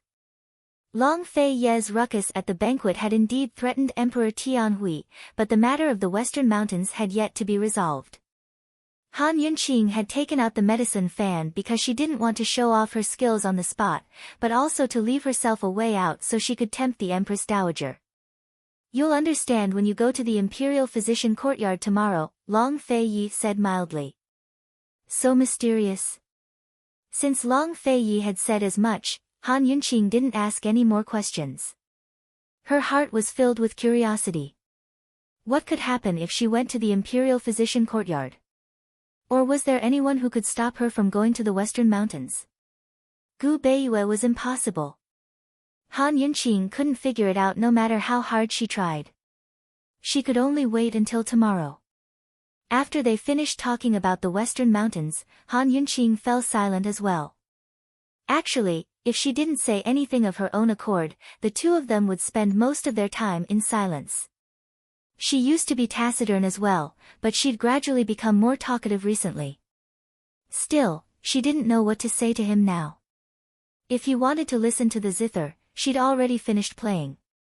Just like that, the two of them fell into silence again. Actually, the two of them were already used to this kind of silence. It was just that tonight was a little late, and the atmosphere was a little off. Suddenly, Long Feiyi spoke, "Han Yunqing." Han Yunqing immediately responded, raising her head to look at him. Their eyes met.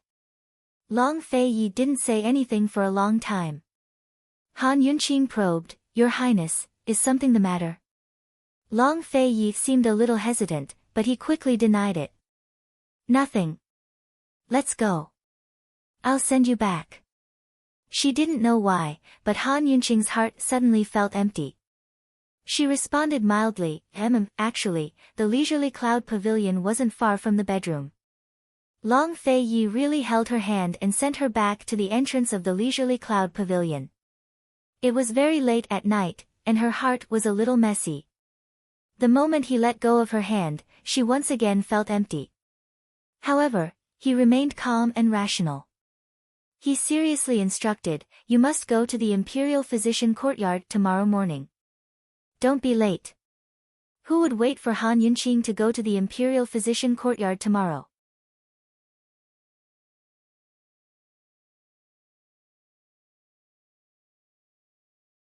Chapter 315. According to the rules, Imperial physicians had to take turns working at the Imperial Physician Courtyard unless they were on leave.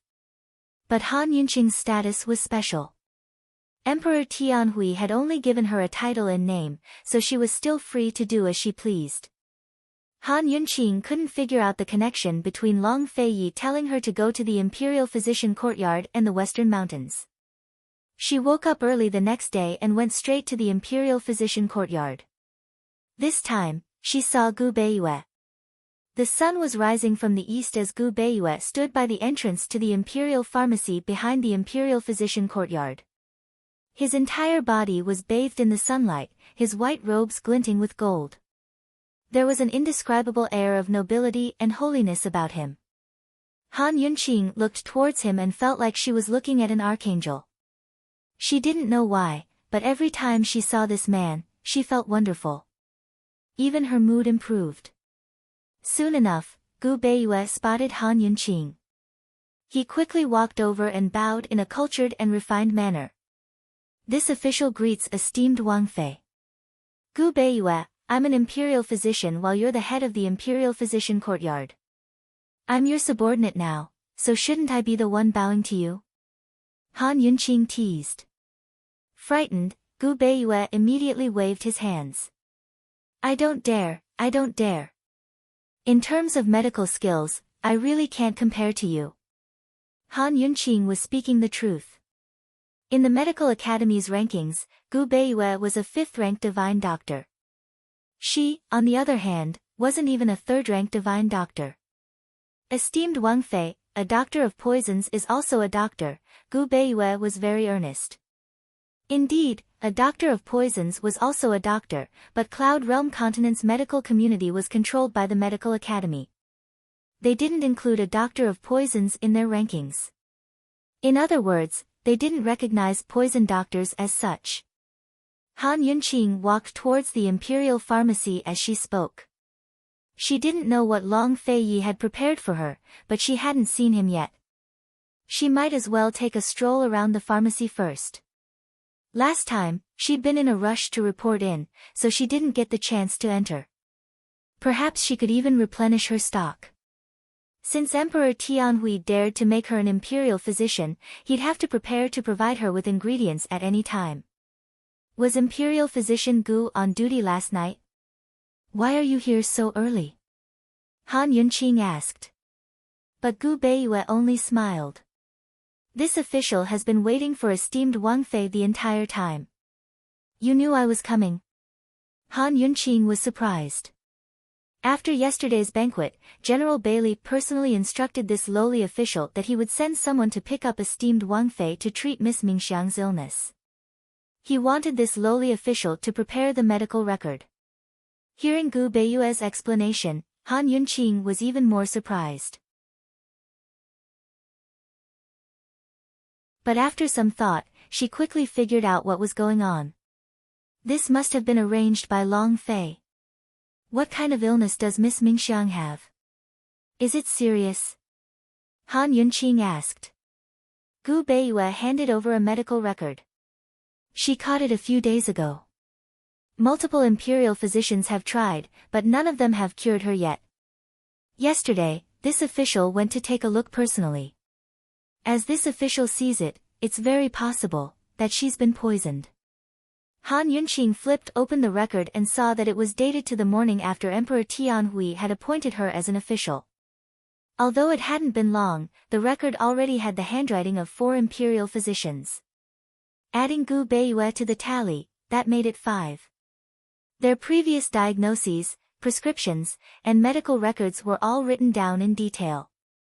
Han Yunqi and Gu Beiyue hadn't exchanged more than a few words before someone from General Bailey's estate arrived to pick up Han Yunqing. Does Imperial Physician Gu want to go with me? Han Yunqing asked. Gu Beiyue shook his head. This official won't be able to help even if I go. It's better if esteemed Wang Fei goes by herself. Han Yunqing had no choice but to take the medical record with her and leave with General Bailey's men. General Bailey's estate and General Mu's were located on the east and west sides of the capital. Just like General Mu's estate, 2 rows of fully armed soldiers stood before the gates of General Bailey's estate. The vermilion gates stood tall and wide, emanating a dignified aura of military might. Han Yunqing hadn't even gotten out of the sedan chair when she saw a dignified woman standing before the gates. Han Yunqing recognized this woman as the one who'd ridiculed the second imperial prince last night at the birthday banquet. She was General Bailey's youngest daughter and the only unmarried daughter of General Bailey's estate, Bailey Mingxiang. Some women's dignified aura came from their clothes, but this woman relied on her birth and upbringing. The aura of a noble young lady emanated from her bones and was hard to ignore. Han Yunqing dared to guarantee that Bailey Mingxiang's aura would rival that of Tianning's Empress and Empress Dowager in a few years' time. Based on her first impression, Han Yunqing quite liked this woman. But soon enough, Han Yunqing grew frightened as the distance between them drew closer. Her detox system had already detected that Bailey Mingxiang had been poisoned. Not just a single type, but multiple types of chronic poisons. The amount was shocking. Han Yunqing had only done a preliminary examination and found that the poisons weren't fatal, but there were too many of them. What was going on? A complicated look flickered past her eyes before Han Yunqing activated her detox system's in-depth examination and began to analyze every single poison in Bailey Mingxiang's body. As soon as she saw Han Yunqing get out of the sedan chair, Bailey Mingxiang hurried over and bowed. Mingxiang greets esteemed Wang Fei. 10,000 blessings to esteemed Wang Fei. Although Han Yunqing had come as an imperial physician, she was still a Wang Fei. If they found another imperial physician, they'd call for the imperial physician. If they found Han Yunqing, they'd call for esteemed Wang Fei. Aren't you ill? You're still coming out. You may rise, Han Yunqing said mildly. I should have gone to the estate, but I really couldn't walk. That's why I invited esteemed Wang Fei here. I ask esteemed Wang Fei to forgive me. Bailey Mingxiang was very sincere. But Han Yunqing only laughed. Go to the estate. Then why did Long Fei Yi have me go to the imperial physician courtyard? If it was just to treat Bailey Mingxiang's illness, Bailey Mingxiang could have gone to the Duke of Qin's estate instead of the imperial physician courtyard. When she saw Gu Beiyue's medical record and the date, Han Yunqing knew that Long Fei Yi had purposely left a record at the imperial physician courtyard. If Emperor Tianhui asked her about it, she'd have proof. Hearing Han Yunqing's words, the intelligent Bailey Mingxiang couldn't help but smile. In a low voice, he said, Esteemed Wang Fei, please come inside. Bailey Mingxiang led Han Yunqing to her rooms and dismissed all the servant girls.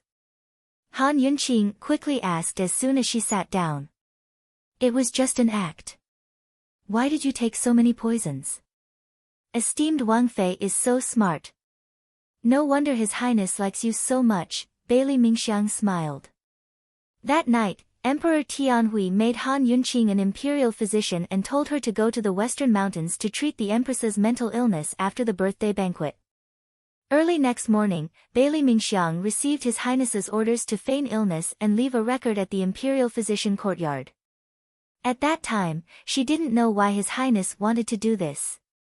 It was only when His Highness pushed her father out at the birthday banquet yesterday that she understood the mystery.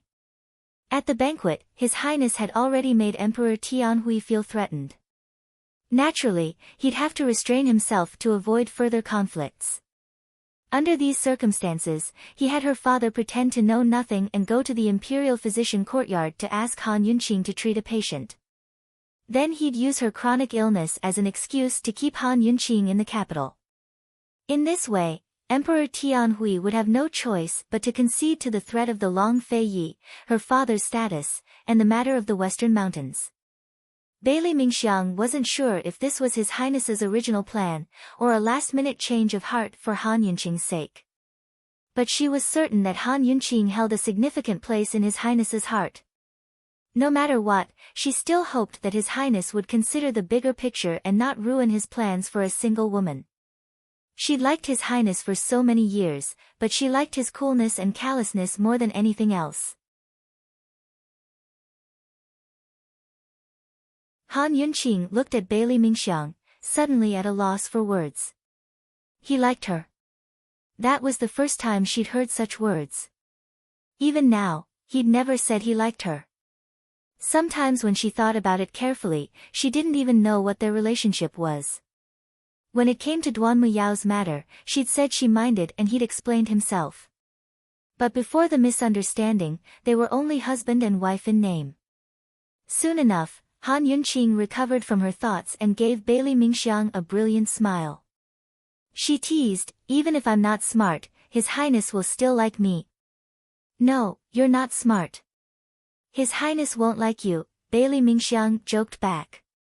Han Yunqing only felt that the words sounded strange, but she didn't have time to investigate. Bailey Mingxiang's poisons were very troublesome. She sat down and concentrated on examining Bailey Mingxiang's poisons. Soon enough, she discovered that something was amiss. She had only found that Bailey Mingxiang had many slow-acting poisons in her body. Now that she had analyzed each poison individually, she found that not only did she have many slow-acting poisons, these poisons were not taken at the same time. Instead, she had taken different poisons at different times. In other words, this woman had been taking poisons since she was 7 years old. She would take one every 1 to 3 months. Han Yunqing was even more shocked the more she examined her. Her eyes opened wide as she stared at Bailey Mingxiang in disbelief. She could not believe that this woman was still alive. Although the slow-acting poisons in her body wouldn't kill her, with so many poisons gathered together, the toxicity would be enough to destroy a person's immune system and cause them to die from the poison. How did this woman survive? Han Yunqing suspiciously took Bailey Mingxiang's pulse, but she found that there were no signs of poison. She asked in shock, "What's wrong with your body?" Bailey Mingxiang gave a gentle smile, "Princess Consort, actually His Highness didn't send you here to cure the poison, but to send you here to poison it." "What do you mean?" "Princess Consort, His Highness needs beauty's blood." Bailey Mingxiang was still smiling, but Han Yunqing was so shocked that she couldn't say a word. Beauty's blood. Han Yunqing had read about it in the ancient poison scripture. Beauty's blood was a kind of poisonous blood that was used to make poisons. Beauty's blood wasn't natural and needed a special physique to cultivate it. The way to cultivate Beauty's blood was to frequently take different slow-acting poisons and let the poison settle in the blood. Only after 300 slow-acting poisons had settled could Beauty's blood be cultivated. As for what would happen to the person after the blood was cultivated, the book did not record it. Looking at the generous and dignified Bailey Mingxiang in front of her with a gentle smile, Han Yunqing's heart ached.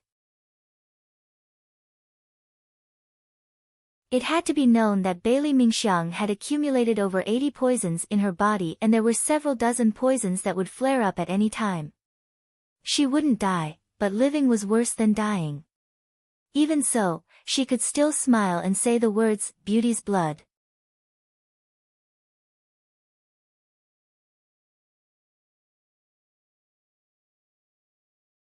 Chapter 316. Han Yunqing looked at Bailey Mingxiang. Her heart ached, but at the same time, she began to ponder many questions. Bailey Mingxiang had taken the earliest type of poison when he was 5 years old. Bailey Mingxiang was 20 this year, which meant that Long Fei Yi had needed Beauty's blood 15 years ago. Long Fei Yi had only been 8 years old at the time. Was it his Beauty's blood, or was it his relative from the Tang sect? What did he need Beauty's blood for? 13 years ago, Long Fei Yi had only been 10 years old. The previous emperor was still alive, so how could he have subdued General Bailey? Or was General Bailey related to the Tang sect? Just how loyal was the Bailey family to Long Fei Yi, or to the Tang sect, that they were willing to let their daughter suffer so much? Esteemed Wang Fei, His Highness's poison masters have already used up all of their slow-acting poisons. From now on, we'll have to trouble your highness to help Mingxiang concoct medicine. Bailey Mingxiang's words pulled Han Yunqing back from her thoughts. What does Long Fei Yi need Beauty's blood for? Han Yunqing had always thought that the Beauty's blood recorded in the ancient poison codex was nothing more than a legend. She never thought that such a terrifying thing really existed. That's a secret, Bailey Mingxiang replied indifferently. Han Yunqing was angry. You invited me here, but you didn't tell me the truth. Do you think I'll help you? Esteemed Wang Fei, you're not helping me. You're helping His Highness. Bailey Mingxiang was very calm. So you really don't plan on telling me? Han Yunqing asked seriously. Unexpectedly, Bailey Mingxiang smiled. Esteemed Wang Fei, I don't know this secret either. If you want to know, you'll have to ask His Highness yourself. Bailey Mingxiang could see that Han Yunqing was not very happy. She knew that if she did not explain, Han Yunqing would definitely misunderstand. She wasn't trying to show off her secret to Han Yunqing. She really didn't know why she had to raise Beauty's blood.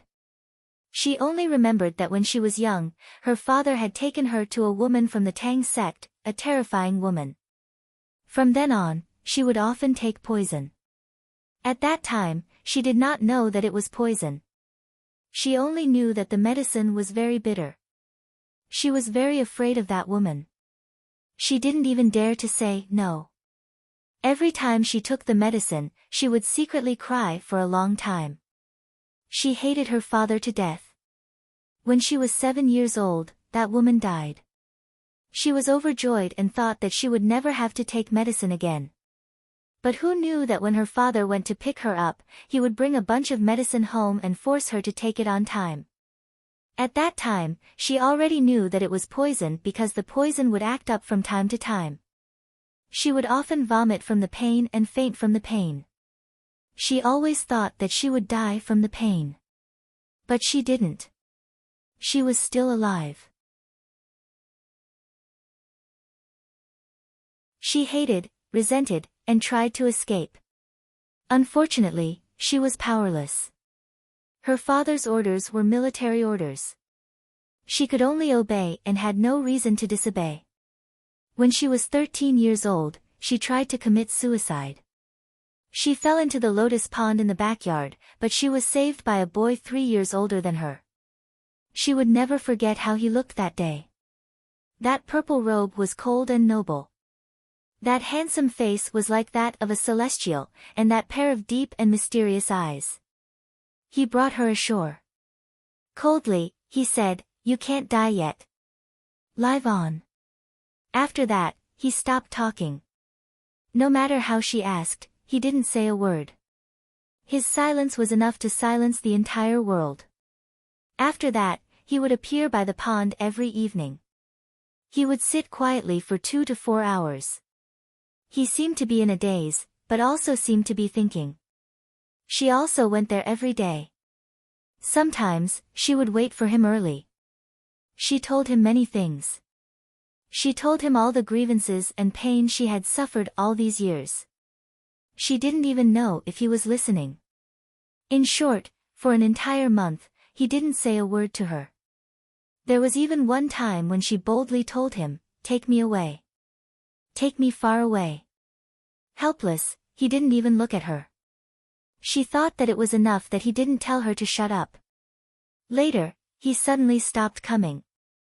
She waited every day for 3 months. One day, her father brought her to the Duke of Qin's residence to get medicine. Only then did she know that the person who saved her was the true master of the Bailey estate. He was the master that the Bailey clan had been loyal to for generations, the Duke of Qin, Long Fei Yi. Sometimes, liking someone only took a moment. She admitted that she had fallen in love at first sight. Sometimes, falling in love took many years. All these years, she loved him silently. There was only one way to love him.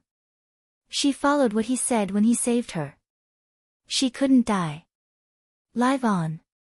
Even her father didn't know the true use of the beauty's blood. She didn't know either. She only knew that it was the reason for her to live on. Bailey Mingxiang had given Han Yunqing too many surprises. She couldn't understand why this woman was willing to suffer so much to raise the poison blood without knowing the use of the beauty's blood.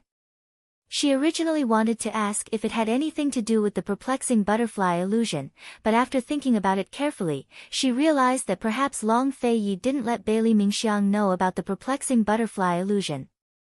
So in the end, she didn't say anything and didn't ask anymore. She would have to ask Long Fei Yi about this matter. Doesn't your father care about you? Han Yunqing couldn't help but ask. Everyone in the Bailey estate is willing to serve His Highness, even if it costs them their lives.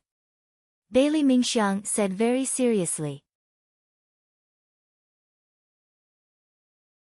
Esteemed Wang Fei, His Highness said that the beauty's blood needs to be cultivated in 3 years at the latest. Please feel free to prescribe the medicine. Cultivating the beauty's blood required 300 different poisons. After so many years, Bailey Mingxiang had only taken 80 different poisons. Based on the previous rate of consumption, how many years would it take to reach 300 different poisons? His Highness Duke of Qin had asked Han Yunqing to come here because he wanted her to prescribe a suitable slow-acting poison to shorten the time required. Han Yunqing's brows furrowed. I don't want to harm anyone. I have to get to the bottom of this. Bailey Mingxiang didn't expect Han Yunqing to say something like this. She froze for a moment, then smiled. Esteemed Wang Fei, you're not harming me. Perhaps you're helping me. If she could be freed in 3 years, that would be a good thing. However, she didn't know if she would never be able to see His Highness again after she was freed. It was better to deal with the pain quickly than to prolong it. As a poison doctor, Han Yunqing understood this principle better than Bailey Mingxiang. She hesitated for a long time, then silently recorded all the data about the poison in Bailey Mingxiang's body into the detoxification system. She only recorded that it was a slow-acting poison in the Imperial Hospital's medical records, indicating that it would take a long time to recover. She didn't leave any poison behind. Instead, she prescribed Bailey Mingxiang some pills with special effects to relieve the pain. She said indifferently, I'll come back another day. Bailey Mingxiang didn't say anything else. She smiled gently from beginning to end. She personally escorted Han Yunqing to the gate, respectfully sending esteemed Wang Fei off. Han Yunqing was about to leave, but she couldn't help but say in a low voice, go back. If the painkillers don't work, you can come find me at any time. As a doctor, faced with this kind of situation, her heart was so heavy that it felt like it was being weighed down by several large stones. She had a way to remove all the poison in Bailey Mingxiang's body in a single day, but that would mean that Bailey Mingxiang had suffered for more than 10 years in vain. Long Fei Yi, just how cold-blooded are you? Not long after Han Yunqing left, Aunt Ru appeared in front of Bailey Mingxiang. She allowed Bailey Mingxiang to bow on one side while she examined Han Yunqing's medicine with a serious expression. After a long time, she said coldly, you may rise. Yes, Bailey Mingxiang was very reserved. Why didn't she prescribe any poison for you? Aunt Ru asked. Esteemed Wang Fei said she wanted to know what was going on, Bailey Mingxiang replied honestly. Aunt Ru's eyes flashed with displeasure. Don't tell His Highness that I came by. Bailey Mingxiang nodded without a second thought. But as soon as Aunt Ru left, she sent someone to report the news to Chu Shifeng. As intelligent as she was, she could tell at a glance that Aunt Ru harbored enmity towards Han Yunqing. She didn't know why, but she had a responsibility to tell His Highness everything.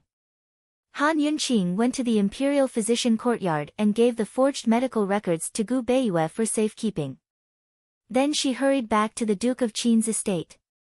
She was anxious to see Long Fei Yi and ask about Bailey Mingxiang. But before she reached the corner of an alley, someone blocked her way. Esteemed Wang Fei, may this one have the honor of inviting you to sample tea with us?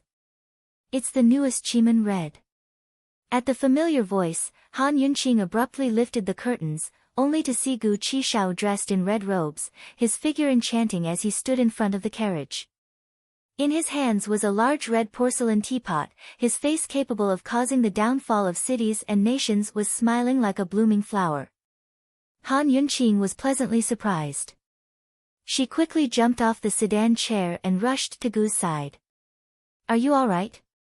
Don't worry, I won't die. Gu was incomparably happy as his smile became even more resplendent. TSK, you're very concerned about me.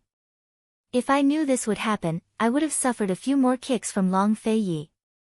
Being able to talk back meant that he was fine. Han Yunqing put on a fake smile. Mu Linger has been looking everywhere for you. In reality, Gu had been following Long Fei Yi and Han Yunqing to the capital. He was only afraid that Long Fei Yi would discover him, so he didn't dare to get too close. He had been recuperating in the capital the entire time. Mu Ling'er had been imprisoned by Long Fei Yi and later released. She had also caused a scene at the Empress Dowager's birthday banquet. He knew all of this. "Let her look for me," Gu heartlessly said. Who would have thought that Han Yunqing would be even more heartless than him?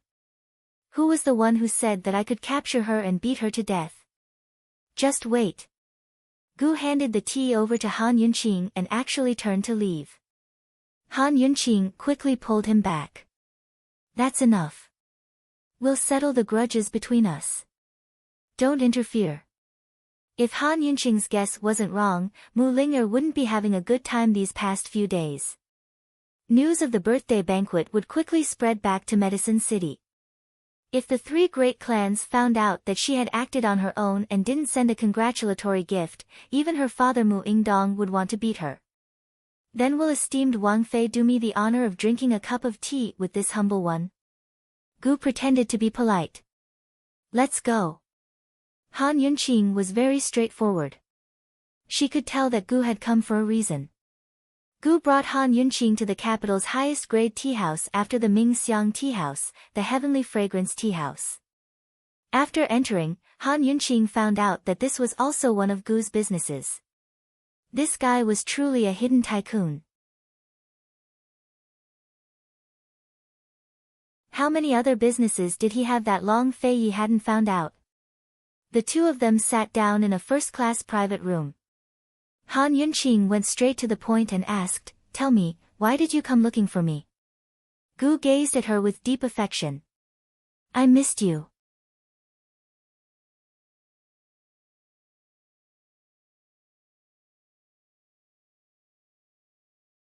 Chapter 317. Faced with Gu's deep affection, Han Yunqing couldn't help but roll her eyes at him. "I really do miss you," Gu said seriously. Perhaps she'd heard too many jokes from him, but Han Yunqing wanted to roll her eyes even more now that he was serious. People who joke seriously are the most hateful, aren't they? "And?" Han Yunqing asked helplessly. Gu finally got to the point. "Where's Mute Granny?" He'd wanted to tail Chu Shifeng that night, but couldn't stop worrying about Poison Lass. In the end, he'd followed them instead. At the mention of Mute Granny, Han Yunqing's bright eyes dimmed.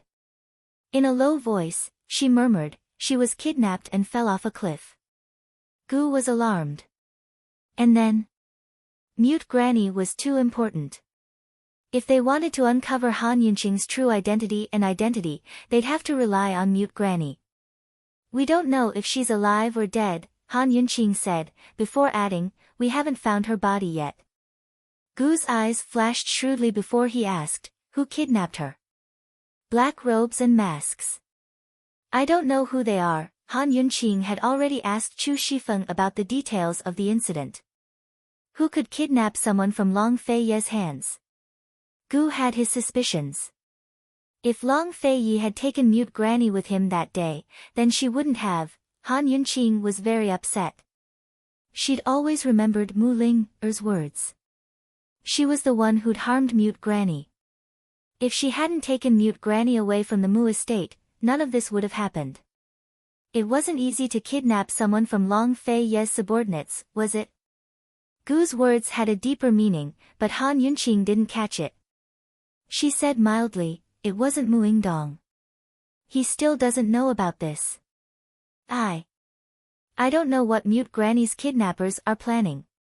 Gu pondered for a moment before saying, "Poison Lass, do you have the antidote for broomcorn millet poison?" Previously, Han Yunqing had already detoxified Mute Granny, but she still needed the antidote to cure her deafness and muteness. "What's the point of finding the medicine if we can't find the person?" Han Yunqing said helplessly. She had given the prescription to Long Fei Yi, but she reckoned that he still hadn't found the person. Long Fei Yi was so busy, so he probably wasn't in a hurry to find the medicine, right? Gu stretched out his hand. "Let me have a look. I'll help you find it." Not only did he have to find people, but he also had to find the antidote. Was Gu too idle? Han Yunqing almost wondered if this guy had nothing better to do. Of course, Han Yunqing was still very happy to give the antidote formula to Gu. This guy's ability to find medicine was much better than Long Fei Ye's. The antidote for broomcorn millet poison only required 3 ingredients: serpent fruit, bear chuan, and panoptic red lotus. When Gu saw this, he couldn't help but click his tongue. These are all good stuff. Isn't that so? I haven't seen any of them with my own eyes.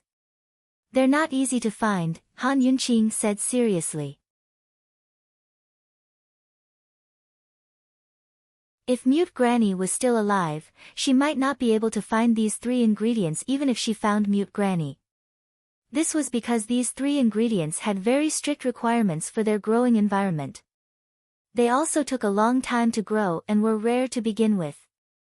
Add to that the fact that they died prematurely in the middle of their growth, and there weren't many left.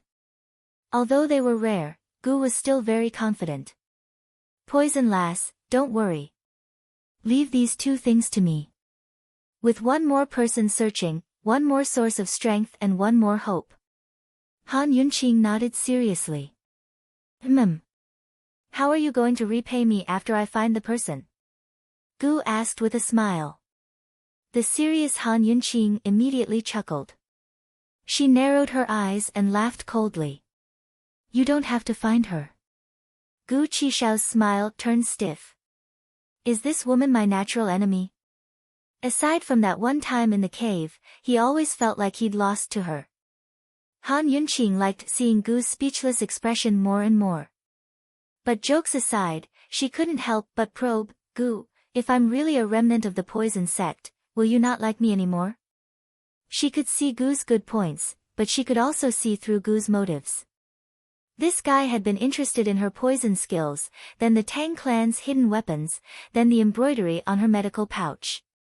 He'd investigated Lady Tianxin, then found Mute Granny. Everything he did was to investigate her background. He was very concerned about whether or not she was related to the poison sect. Now, he was looking for Mute Granny to find out if the rumors about Mu Xian and the poison sect were true. Was her biological father a remnant of the poison sect, or was it Han Kongan? If she told him right now that her biological father wasn't Han Kongan, but was most likely a remnant of the poison sect, how would he react? Why was he so concerned about whether or not she was related to the poison sect? There are no ifs.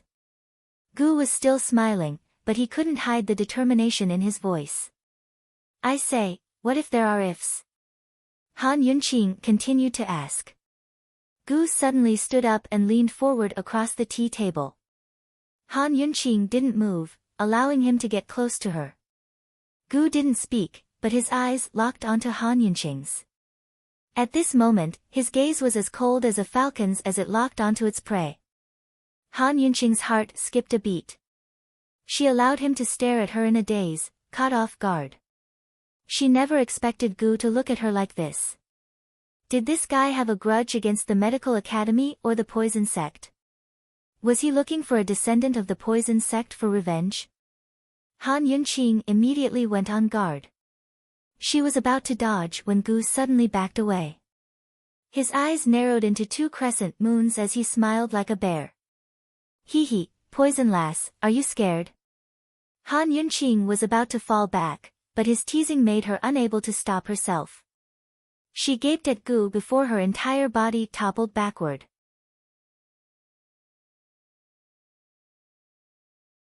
Gu rushed to the table and hurriedly grabbed Han Yunqing. Carrying her, he spun her around and landed firmly on the ground. He hugged her as tenderly as before. Poison lass, if you really are, then I'll pretend you're not. Do you believe me? Why are you looking for a descendant of the poison sect? Han Yunqing asked seriously. Sometimes, she felt that Long Fei was especially hateful because he was like a taciturn gourd who never spoke a word. But right now, she realized that Gu Qixiao was the most hateful of all. He always laughed and joked about anything, but never spoke the truth. As a catalyst to refine an antidote. Gu was still grinning from ear to ear. Han Yunqing pushed him aside. Using a human as a catalyst to refine an antidote? What kind of poison are you infected with? The world's most poisonous poison, Gu chuckled. Han Yunqing ignored him. She'd been treating poisons for so many years, but she'd never heard of anyone using a human as a catalyst to refine an antidote. It didn't matter if this guy didn't tell her the truth. She wasn't going to tell him the truth anyway. Han Yunqing finished the tea on the table and turned to leave. She still had important matters to attend to and couldn't be bothered to waste her breath on Gu. But Gu stopped her and handed over a canister of tea leaves. Here, new tea. He knew she liked new tea. Long Fei Yi had sealed off his tea plantation in Tianing, and this was the best tea he could find in Cloud Realm continent. Even he couldn't bear to drink it himself. Thanks. Han Yunqing really did like it. She was already at the door when she turned back. Gu, Mu Ling, really likes you. Don't let her down. Han Yunqing, I really like you. Don't let me down, Gu said confidently. This guy, he's really something. Han Yunqing casually threw the canister at him and left without looking back. Gu caught the canister and smiled helplessly. Even after Han Yunqing's figure had disappeared from sight, Gu was still smiling. His smile was flirtatious and dazzling. If Long Fei Ye's eyes were unfathomable, then Gu's smile was unfathomable. He stood by the window and soon spotted a familiar figure at the entrance of the inn across the street. It was none other than Mu Ling. Actually, he'd bumped into Mu Ling many times in the capital. When he saw Mu Ling didn't see him. But each time, he didn't react at all. It was as if he was just a passerby who didn't recognize the girl. This time, Gu stared at her for a long time before his lips curved up in a naughty smile. Mu Ling had just received a messenger pigeon from her father, telling her not to return to Medicine City for the time being and to hide outside. News of her taking matters into her own hands at Tianning's Empress Dowager's birthday banquet and supporting the Duke of Qin, Long Fei Yi, by not sending any congratulatory gifts had already reached Medicine City.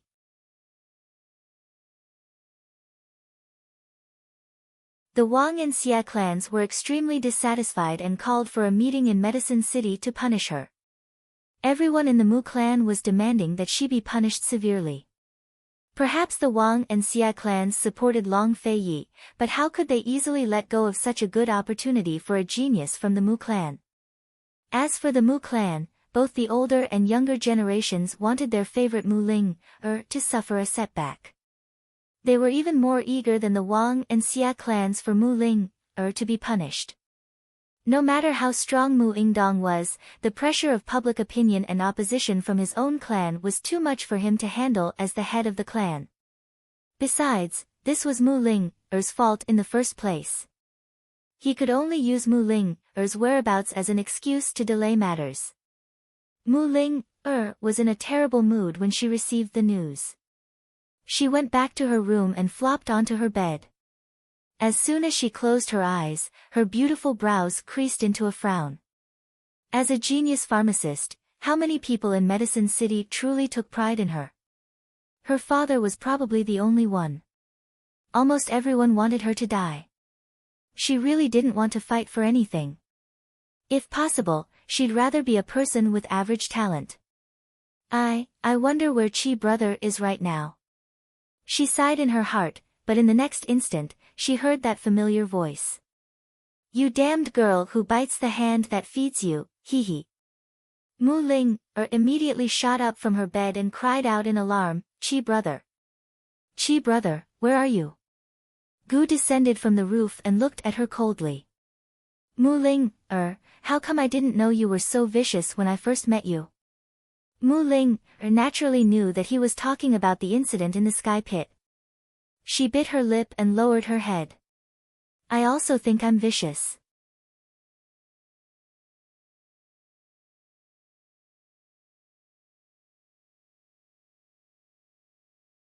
Chapter 318.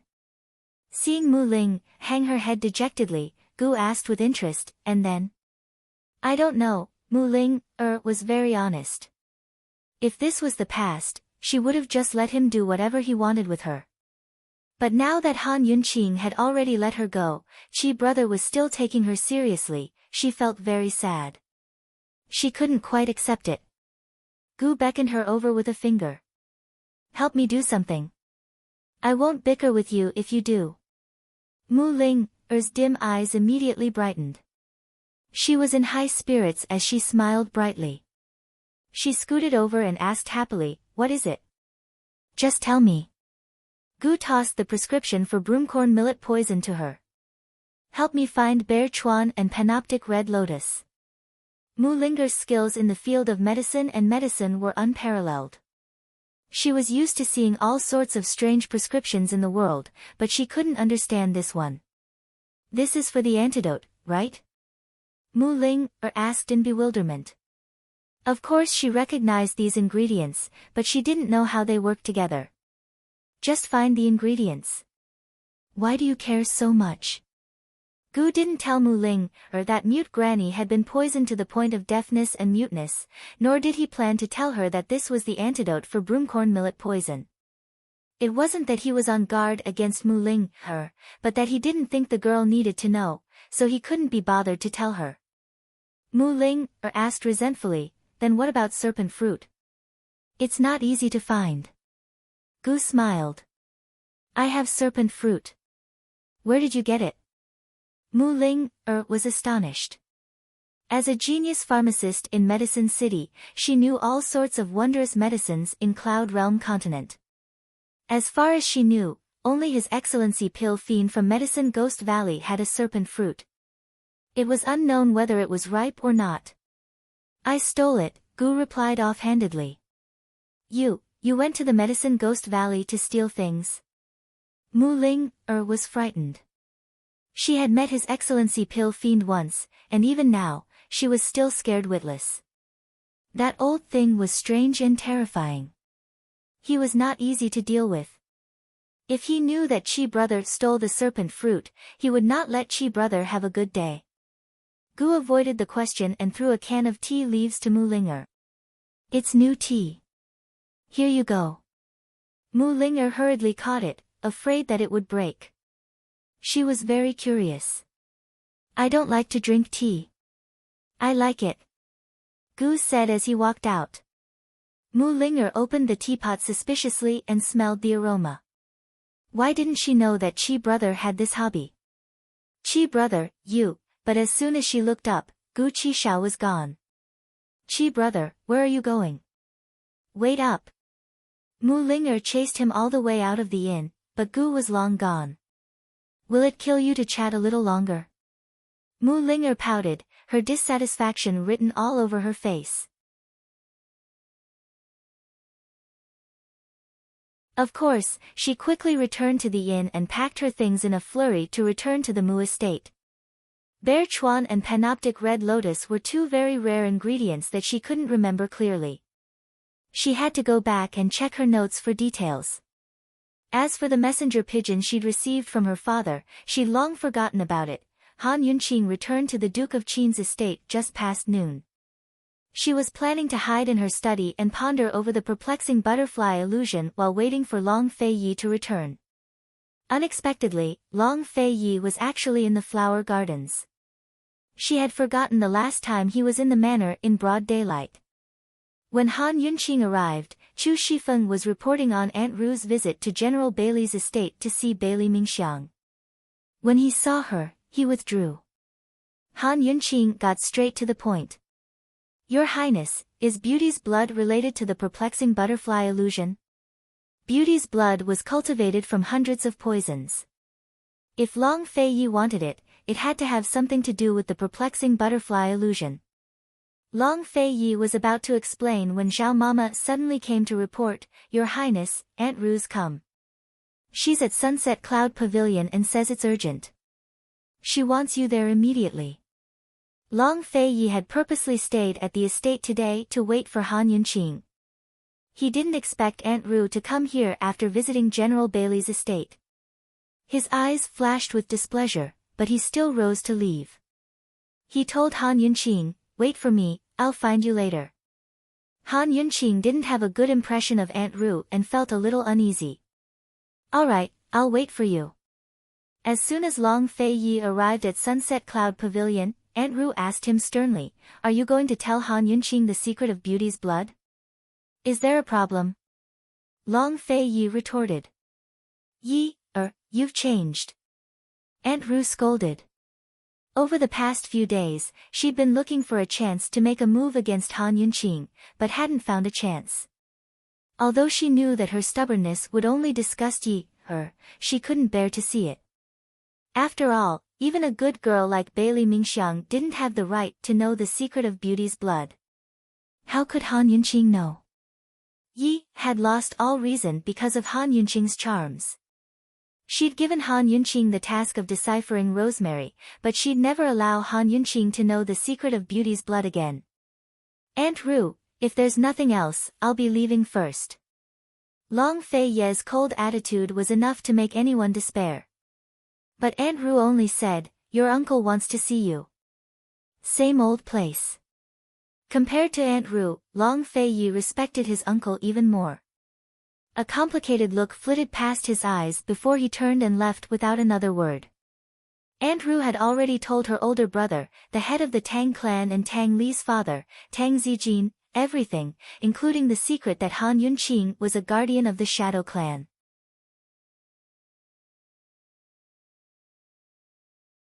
She dearly wanted to go deal with Han Yunqing right now, but she held back. She trusted that her brother would have a better idea than her. As soon as Long Fei Yi left the room, she immediately followed after him. The same old place Aunt Ru spoke of was located in the western suburbs of Tianning's capital city. Besides the solitary enclosure, Long Fei Yi also hid in the hidden pavilion. As its name suggested, the hidden pavilion was hidden in a steep cliff face, built according to the natural conditions of the cliff face. The entire building was hidden in the recess of the cliff face, while the protruding part was a man-made balcony. Standing on this balcony, one could overlook the entire capital city. Even Tianning's imperial palace was beneath their feet. By the time Long Fei Yi arrived, Tang Zijin was brewing tea on the balcony. The man was nearing 40 years old, but he didn't have a beard. His jade-like face was handsome and elegant. "Uncle, when did you get here? Why didn't you say anything?" Long Fei Yi asked mildly. "You clearly knew that Li was engaged, but you still hid his whereabouts. How abominable!" Tang Zijin reprimanded unhappily. Long Fei Yi sat down and calmly poured tea. "Uncle, a forced melon isn't sweet." "Is that so? I think your forced melon isn't bad at all." Tang Zijin was clearly hinting at something. Long Fei Ye's eyes darkened, unaffected by Tang Zijin's words. He avoided the topic and asked, "Uncle, you didn't come here just to criticize me, did you?" Since Tang Zijin had said so, Tang Li must have been caught by now. "I heard Aunt Ru say that you gave the perplexing butterfly illusion to Han Yunqing." Tang Zijin asked seriously. She was able to break through it," Long Fei Yi replied. "Is that girl reliable?" Aunt Ru said that her mother, Lady Tianxin, had unknown origins. Actually, Tang Zijin had long known the truth, but he knew Long Fei Ye's temper well. He wouldn't be as impulsive as Aunt Ru. "Even if she's unreliable, she can't escape my grasp." "Uncle, you can set your mind at ease," Long Fei Yi said mildly. This is a serious matter. Uncle believes in your discretion." Tang Zijin hesitated for a moment, then said, "Your Aunt Ru is just worried about you. Don't hold a grudge against her." Strictly speaking, Tang Zijin wasn't just Long Fei Ye's uncle, he was also Long Fei Ye's subordinate. The same was true for Aunt Ru. The Tang sect's status was one level lower than the Bailey clans. However, Long Fei Yi had never treated them as master and servant. Aunt Ru always acted like an elder, so Tang Zijin was much more polite. How could that be? Long Fei Yi didn't say a single word. Even Tang Zijin couldn't figure out his attitude. Of course, other than his own son, Tang Zijin was very patient when it came to Long Feiyi. He took out an invitation and changed the topic.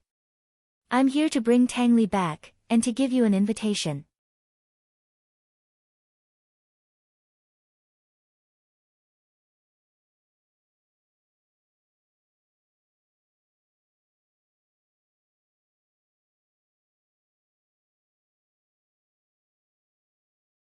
The detoxification system couldn't detect the toxicity of the poison orchid, but it could detect several types of single toxins in the poison orchid. Logically speaking, the poison orchid should be a combination poison. Because the detoxification system didn't have a record of it, it couldn't detect its toxicity. Han Yunqing had analyzed all of the single toxins in the poison orchid and found all of them to make a new type of poison. As a result, the detoxification system had a record of it.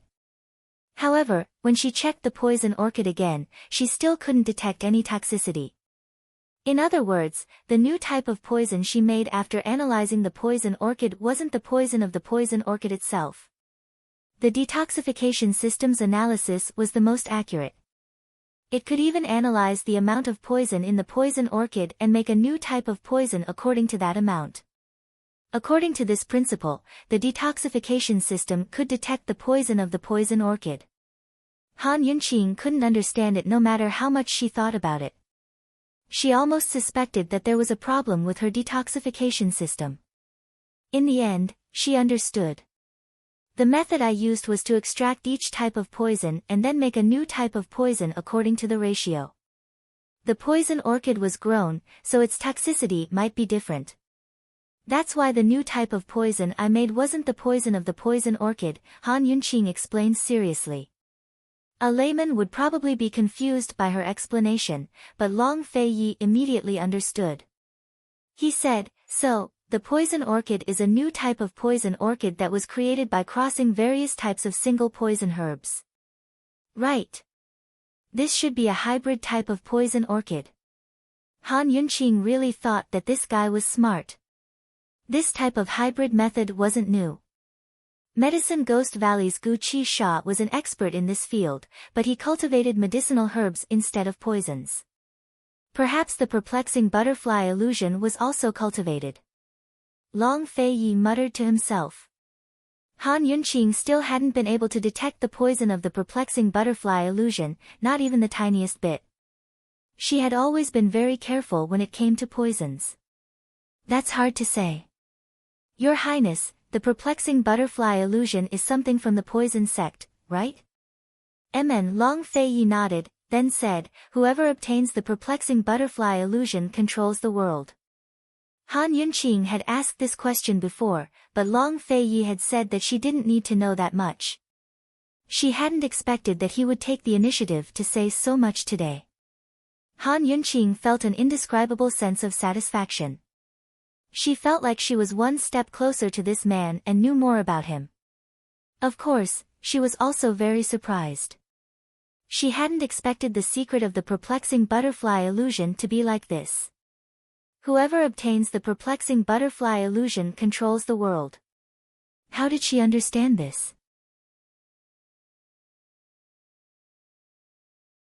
One type of poison can conquer the world. Han Yunqing expressed her confusion. That's what this prince wants to know as well. How can one type of poison conquer the world? Long Feiyi had pondered this question for more than 10 years. He didn't want to believe it, but this was something his mother had exchanged with her life. These were the last words his mother had said before she committed suicide. One type of poison conquers the world. This is all your mother can give you. What about the beauty's blood? What's the deal with the beauty's blood? Han Yunqing asked seriously. She had waited so late because she was worried about him, but also because she wanted to know what the beauty's blood was used for. Even though Aunt Ru had warned him, and even though Tang Zijin had been paying attention to this matter, Long Feiyi didn't hide it from Han Yunqing. The perplexing butterfly illusion formula is mixed with the beauty's blood. That's where the perplexing butterfly illusion comes in. Han Yunqing knew that the beauty's blood had something to do with the perplexing butterfly illusion. Uses. What does the perplexing butterfly illusion do? Han Yunqing was even more confused. Aside from poisoning, what else could it be used for? Long Feiyi had long suspected that his Mufei knew how to conquer the world with the perplexing butterfly illusion. She just didn't want to tell him. Long Feiyi glanced at Han Yunqing without a word. He walked around the study table, looking at the poisons on the table as he fell into deep thought. Your Highness, does it have to be the beauty's blood? Han Yunqing wanted to ask.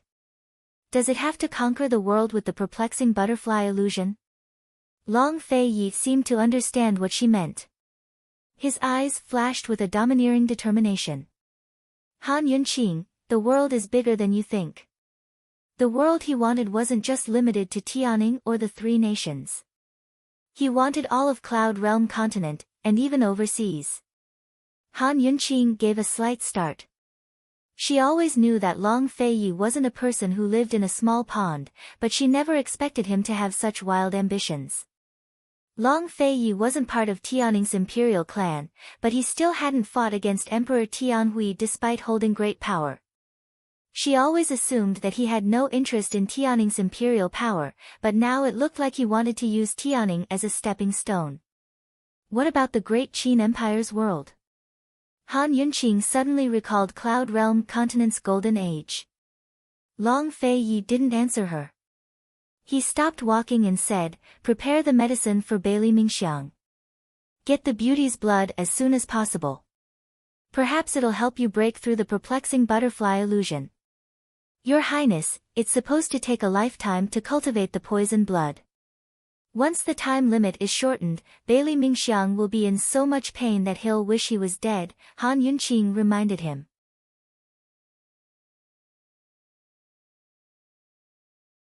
Normally, a slow-acting poison every 2 to 3 months would take a person a lifetime to use 300 different poisons. No one can wait an entire lifetime, Long Feiyi said. That's too cruel. Han Yunqing was both a doctor and a woman. In the end, she couldn't bear it. An entire lifetime is the cruelest. Long Feiyi's voice was as cold as ice. Han Yunqing pursed her lips in silence. She looked at his grim profile and felt like she could see his cold, emotionless heart. Her heart couldn't help but shiver. Just how cold was this man's heart? Had he ever hesitated over Bailey Mingxiang's loyal subordinates? But he was right. An entire lifetime was the cruelest. Next time you go to General Bailey's estate, remember to bring the medicine with you. Long Feiyi instructed before turning to leave. Han Yunqing was lost in her thoughts, her expression grave.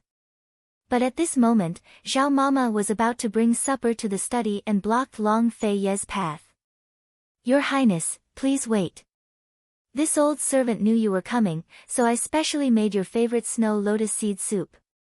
Zhao Mama smiled until her eyes were covered in wrinkles.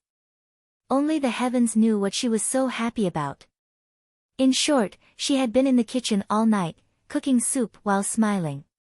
Your Highness, you haven't eaten it in several years.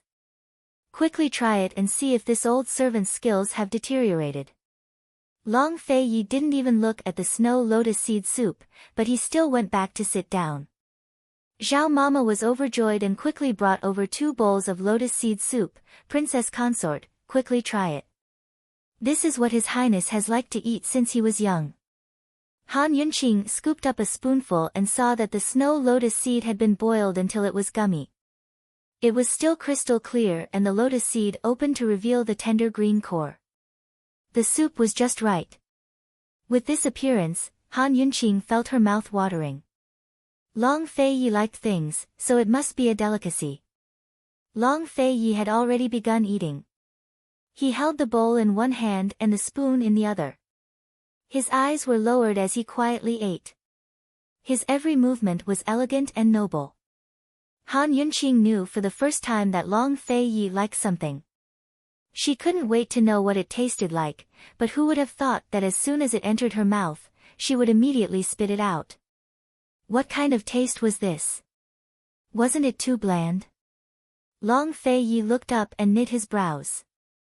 Zhao Mama quickly came over. Princess Consort, why did you choke? Han Yunqing hadn't choked at first, but she was in a hurry to answer Zhao Mama. As soon as she spoke, she was choked by the remaining juice in her mouth. Cool. She suddenly coughed and couldn't breathe.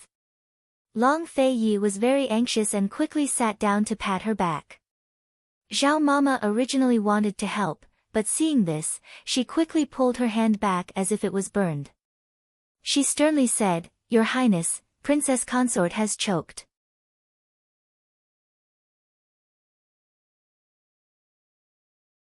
Patting her back is useless, you have to pat the front.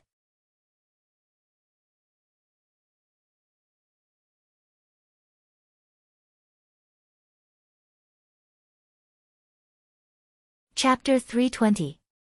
Han Yunqing coughed with all her might, but she still didn't recover. Long Fei Yi kept patting her back anxiously, but he didn't dare to use too much force.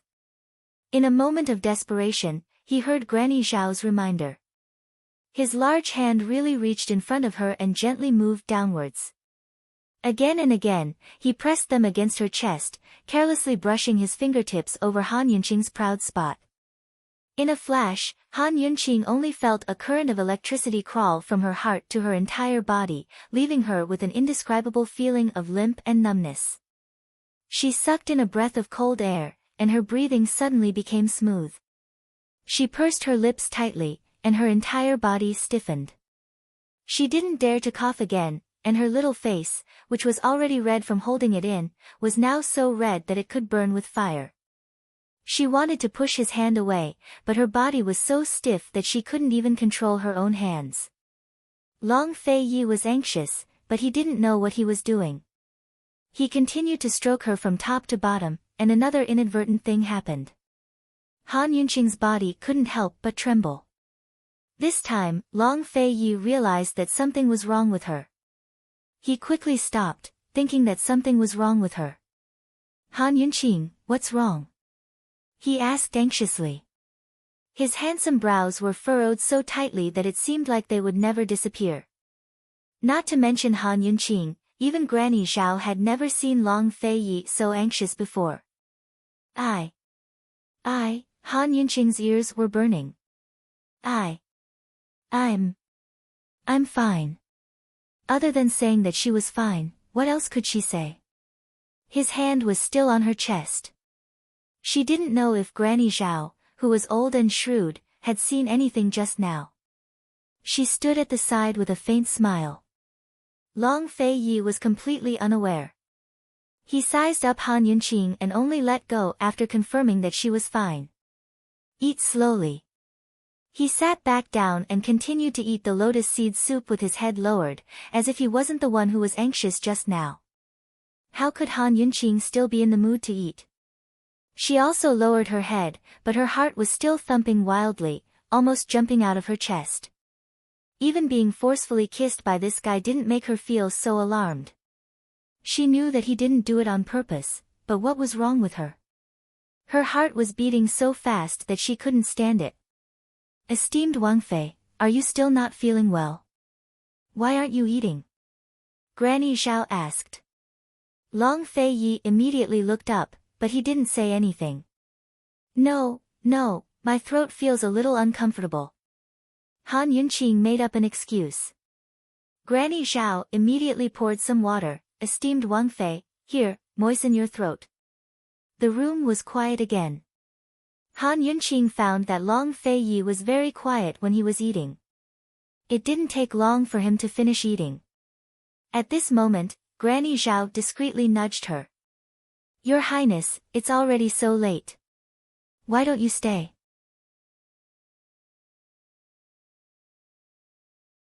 Han Yunqing was not stupid. She immediately understood what Granny Zhao meant. She secretly pinched Granny Zhao, but didn't manage to stop her. Your Highness, it'll be dawn in 2 hours. You and esteemed Wang Fei should go upstairs to rest. This old servant will prepare breakfast for you. Your Highness hasn't eaten this old servant's tofu pudding in a long time, right? Granny Zhao asked while nudging Han Yunqing, asking her to stay. Han Yunqing didn't say a word and immediately pushed her back. Long Fei Yi was a smart person, so he understood Granny Zhao's meaning. He inadvertently glanced at Han Yunqing. It was just a glance, but Han Yunqing was so embarrassed that she didn't dare to look at him. He wouldn't think that it was her idea to ask him to stay, right?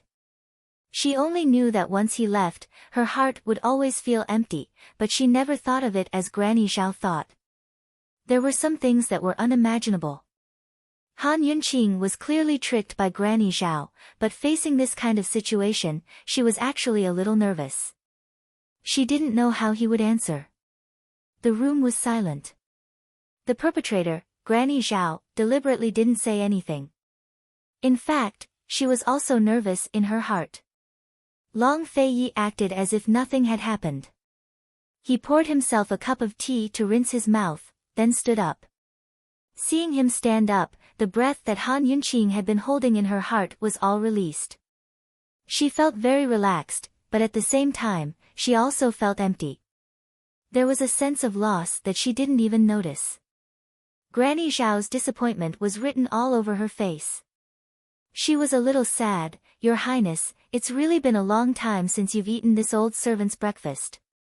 Who knew that Long Fei Yi would walk to the chaise lounge at the side and lazily lie down? "This prince still has important matters to attend to, so I'll leave after resting for 2 hours.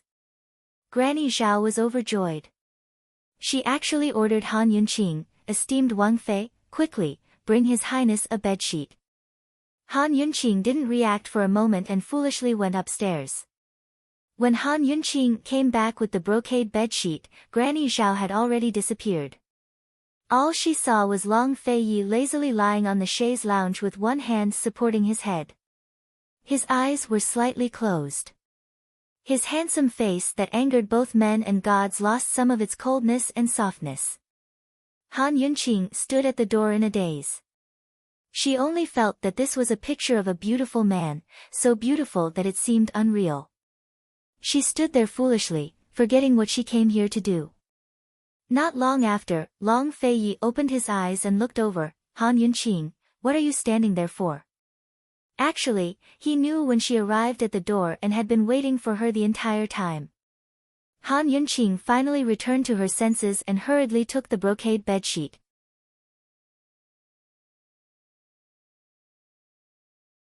Just as she was about to drape it over him, Long Fei Yi sat up and took off his spacious white robe that was trimmed with gold. Han Yunqing immediately looked away. But... She couldn't help but sneak a peek at him again. She had saved countless people in her previous life and this life. She had made male patients take off their clothes countless times. She had long gotten used to it, but... Alright, there were no buts. It wouldn't hurt to look one more time. Han Yunqing, this fool, must have forgotten that she had made Long Fei Yi take off his clothes the first time she saw him. She sneaked a peek. Long Fei Yi had already taken off his outer robe. He was wearing a brocade white inner robe with a V-shaped neckline under his Adam's apple and narrow sleeves around his waist. It was neat and clean. Seeing Long Fei Yi lying down, Han Yunqing hurriedly covered him with a brocade bedsheet. She had to admit that this guy, even if he was wearing an ordinary inner robe, was so noble that he couldn't be offended. Alright, he stayed. What about her? Long Fei Yi didn't say anything. He narrowed his eyes and seemed to be asleep, but also seemed to be taking a nap. Han Yunqing stood aside for a long time, not knowing what to do. It seemed that she should go upstairs to sleep. If she didn't sleep, it would be dawn. But this guy had stayed. According to the rules, it seemed that she had to serve him. Han Yunqing struggled for a while and finally sat down. She didn't notice that Long Fei Ye's eyelids were slightly raised and he glanced at her. The room was silent. Time was passing. It was almost dawn, but Han Yunqing didn't feel sleepy at all. She quietly looked at Long Fei Ye's peaceful sleeping face. She secretly wondered if Long Fei Yi stayed because he was really sleepy, or because he wanted to save her face. She admitted that she couldn't see through him. Even if it was a small matter, she couldn't guess his thoughts. The more she looked, the more she felt that this man was a stranger. Just how many things were there about him that she didn't know? After a long period of silence, Lil Thing carefully poked its little head out from under the desk. It had been hiding here since Long Fei Ye's arrival. Its bones were aching from all the nesting. As soon as it saw that Long Fei Yi had fallen asleep, it immediately slipped out and crawled onto Han Yunqing's body, rubbing against her pitifully. Mama Yunqi, don't you want me anymore? Why did you leave this cold, fiendish god sleeping here? It's too scary. At this moment, Long Fei Yi looked up again. Lil Thing immediately sensed danger and its fur stood on end. It jumped off Han Yunqing's hand and disappeared like a wisp of smoke. What's he so excited about? Han Yunqing was doubtful. She didn't realize that Long Fei Yi wasn't sleeping at all. Tu Shichen was only 2 hours. As Han Yunqing sat and sat, she didn't even know when she fell asleep. By the time she woke up, she found herself lying on the chaise lounge.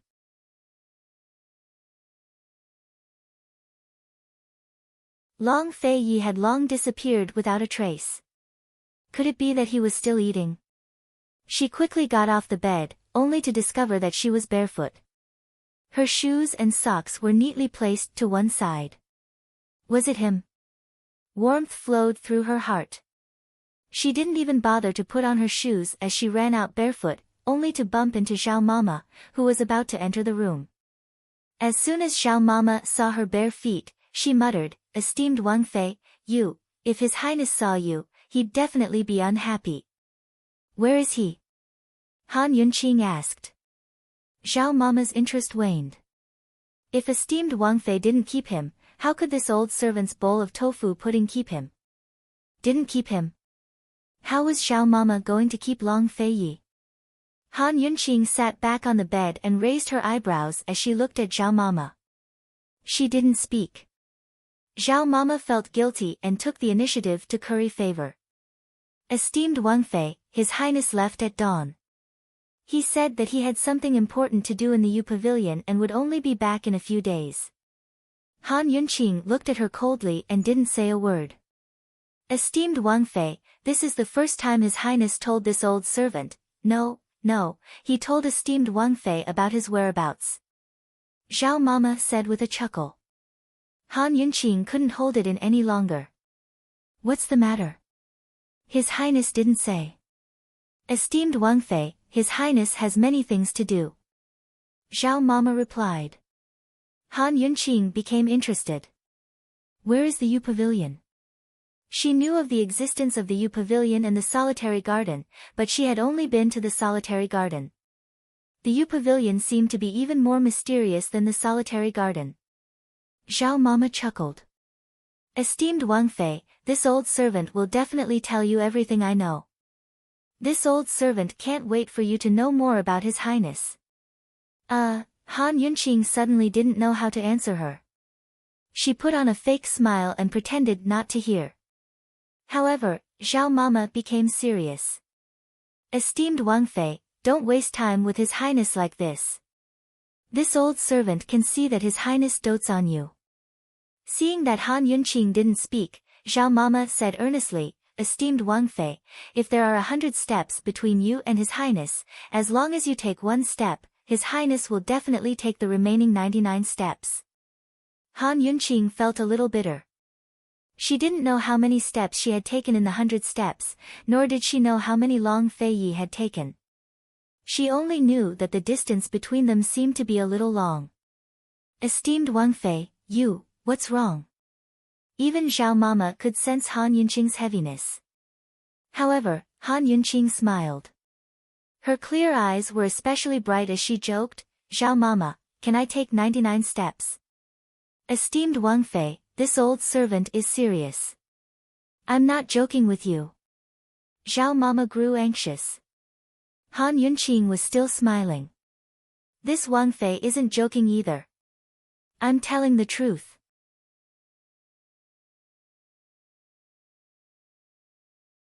Xiao Mama felt helpless. Han Yunqing took the chance to slip away, her smile still as she muttered to herself, 99 steps, how far is it? Han Yunqing didn't rest, but went to General Bailey's estate early that morning. While she was there, Gu Beiyue went to see Emperor Tianhui of his own accord. You're tuning in to the Blissful Bookshelf YouTube channel. We're so grateful for your support, and don't forget to subscribe to join us on this incredible journey through captivating stories. Your generosity through donations truly makes a world of difference, as it's the primary source of revenue that allows me to expand and enhance this channel for you. Thank you from the bottom of my heart for being a part of this adventure.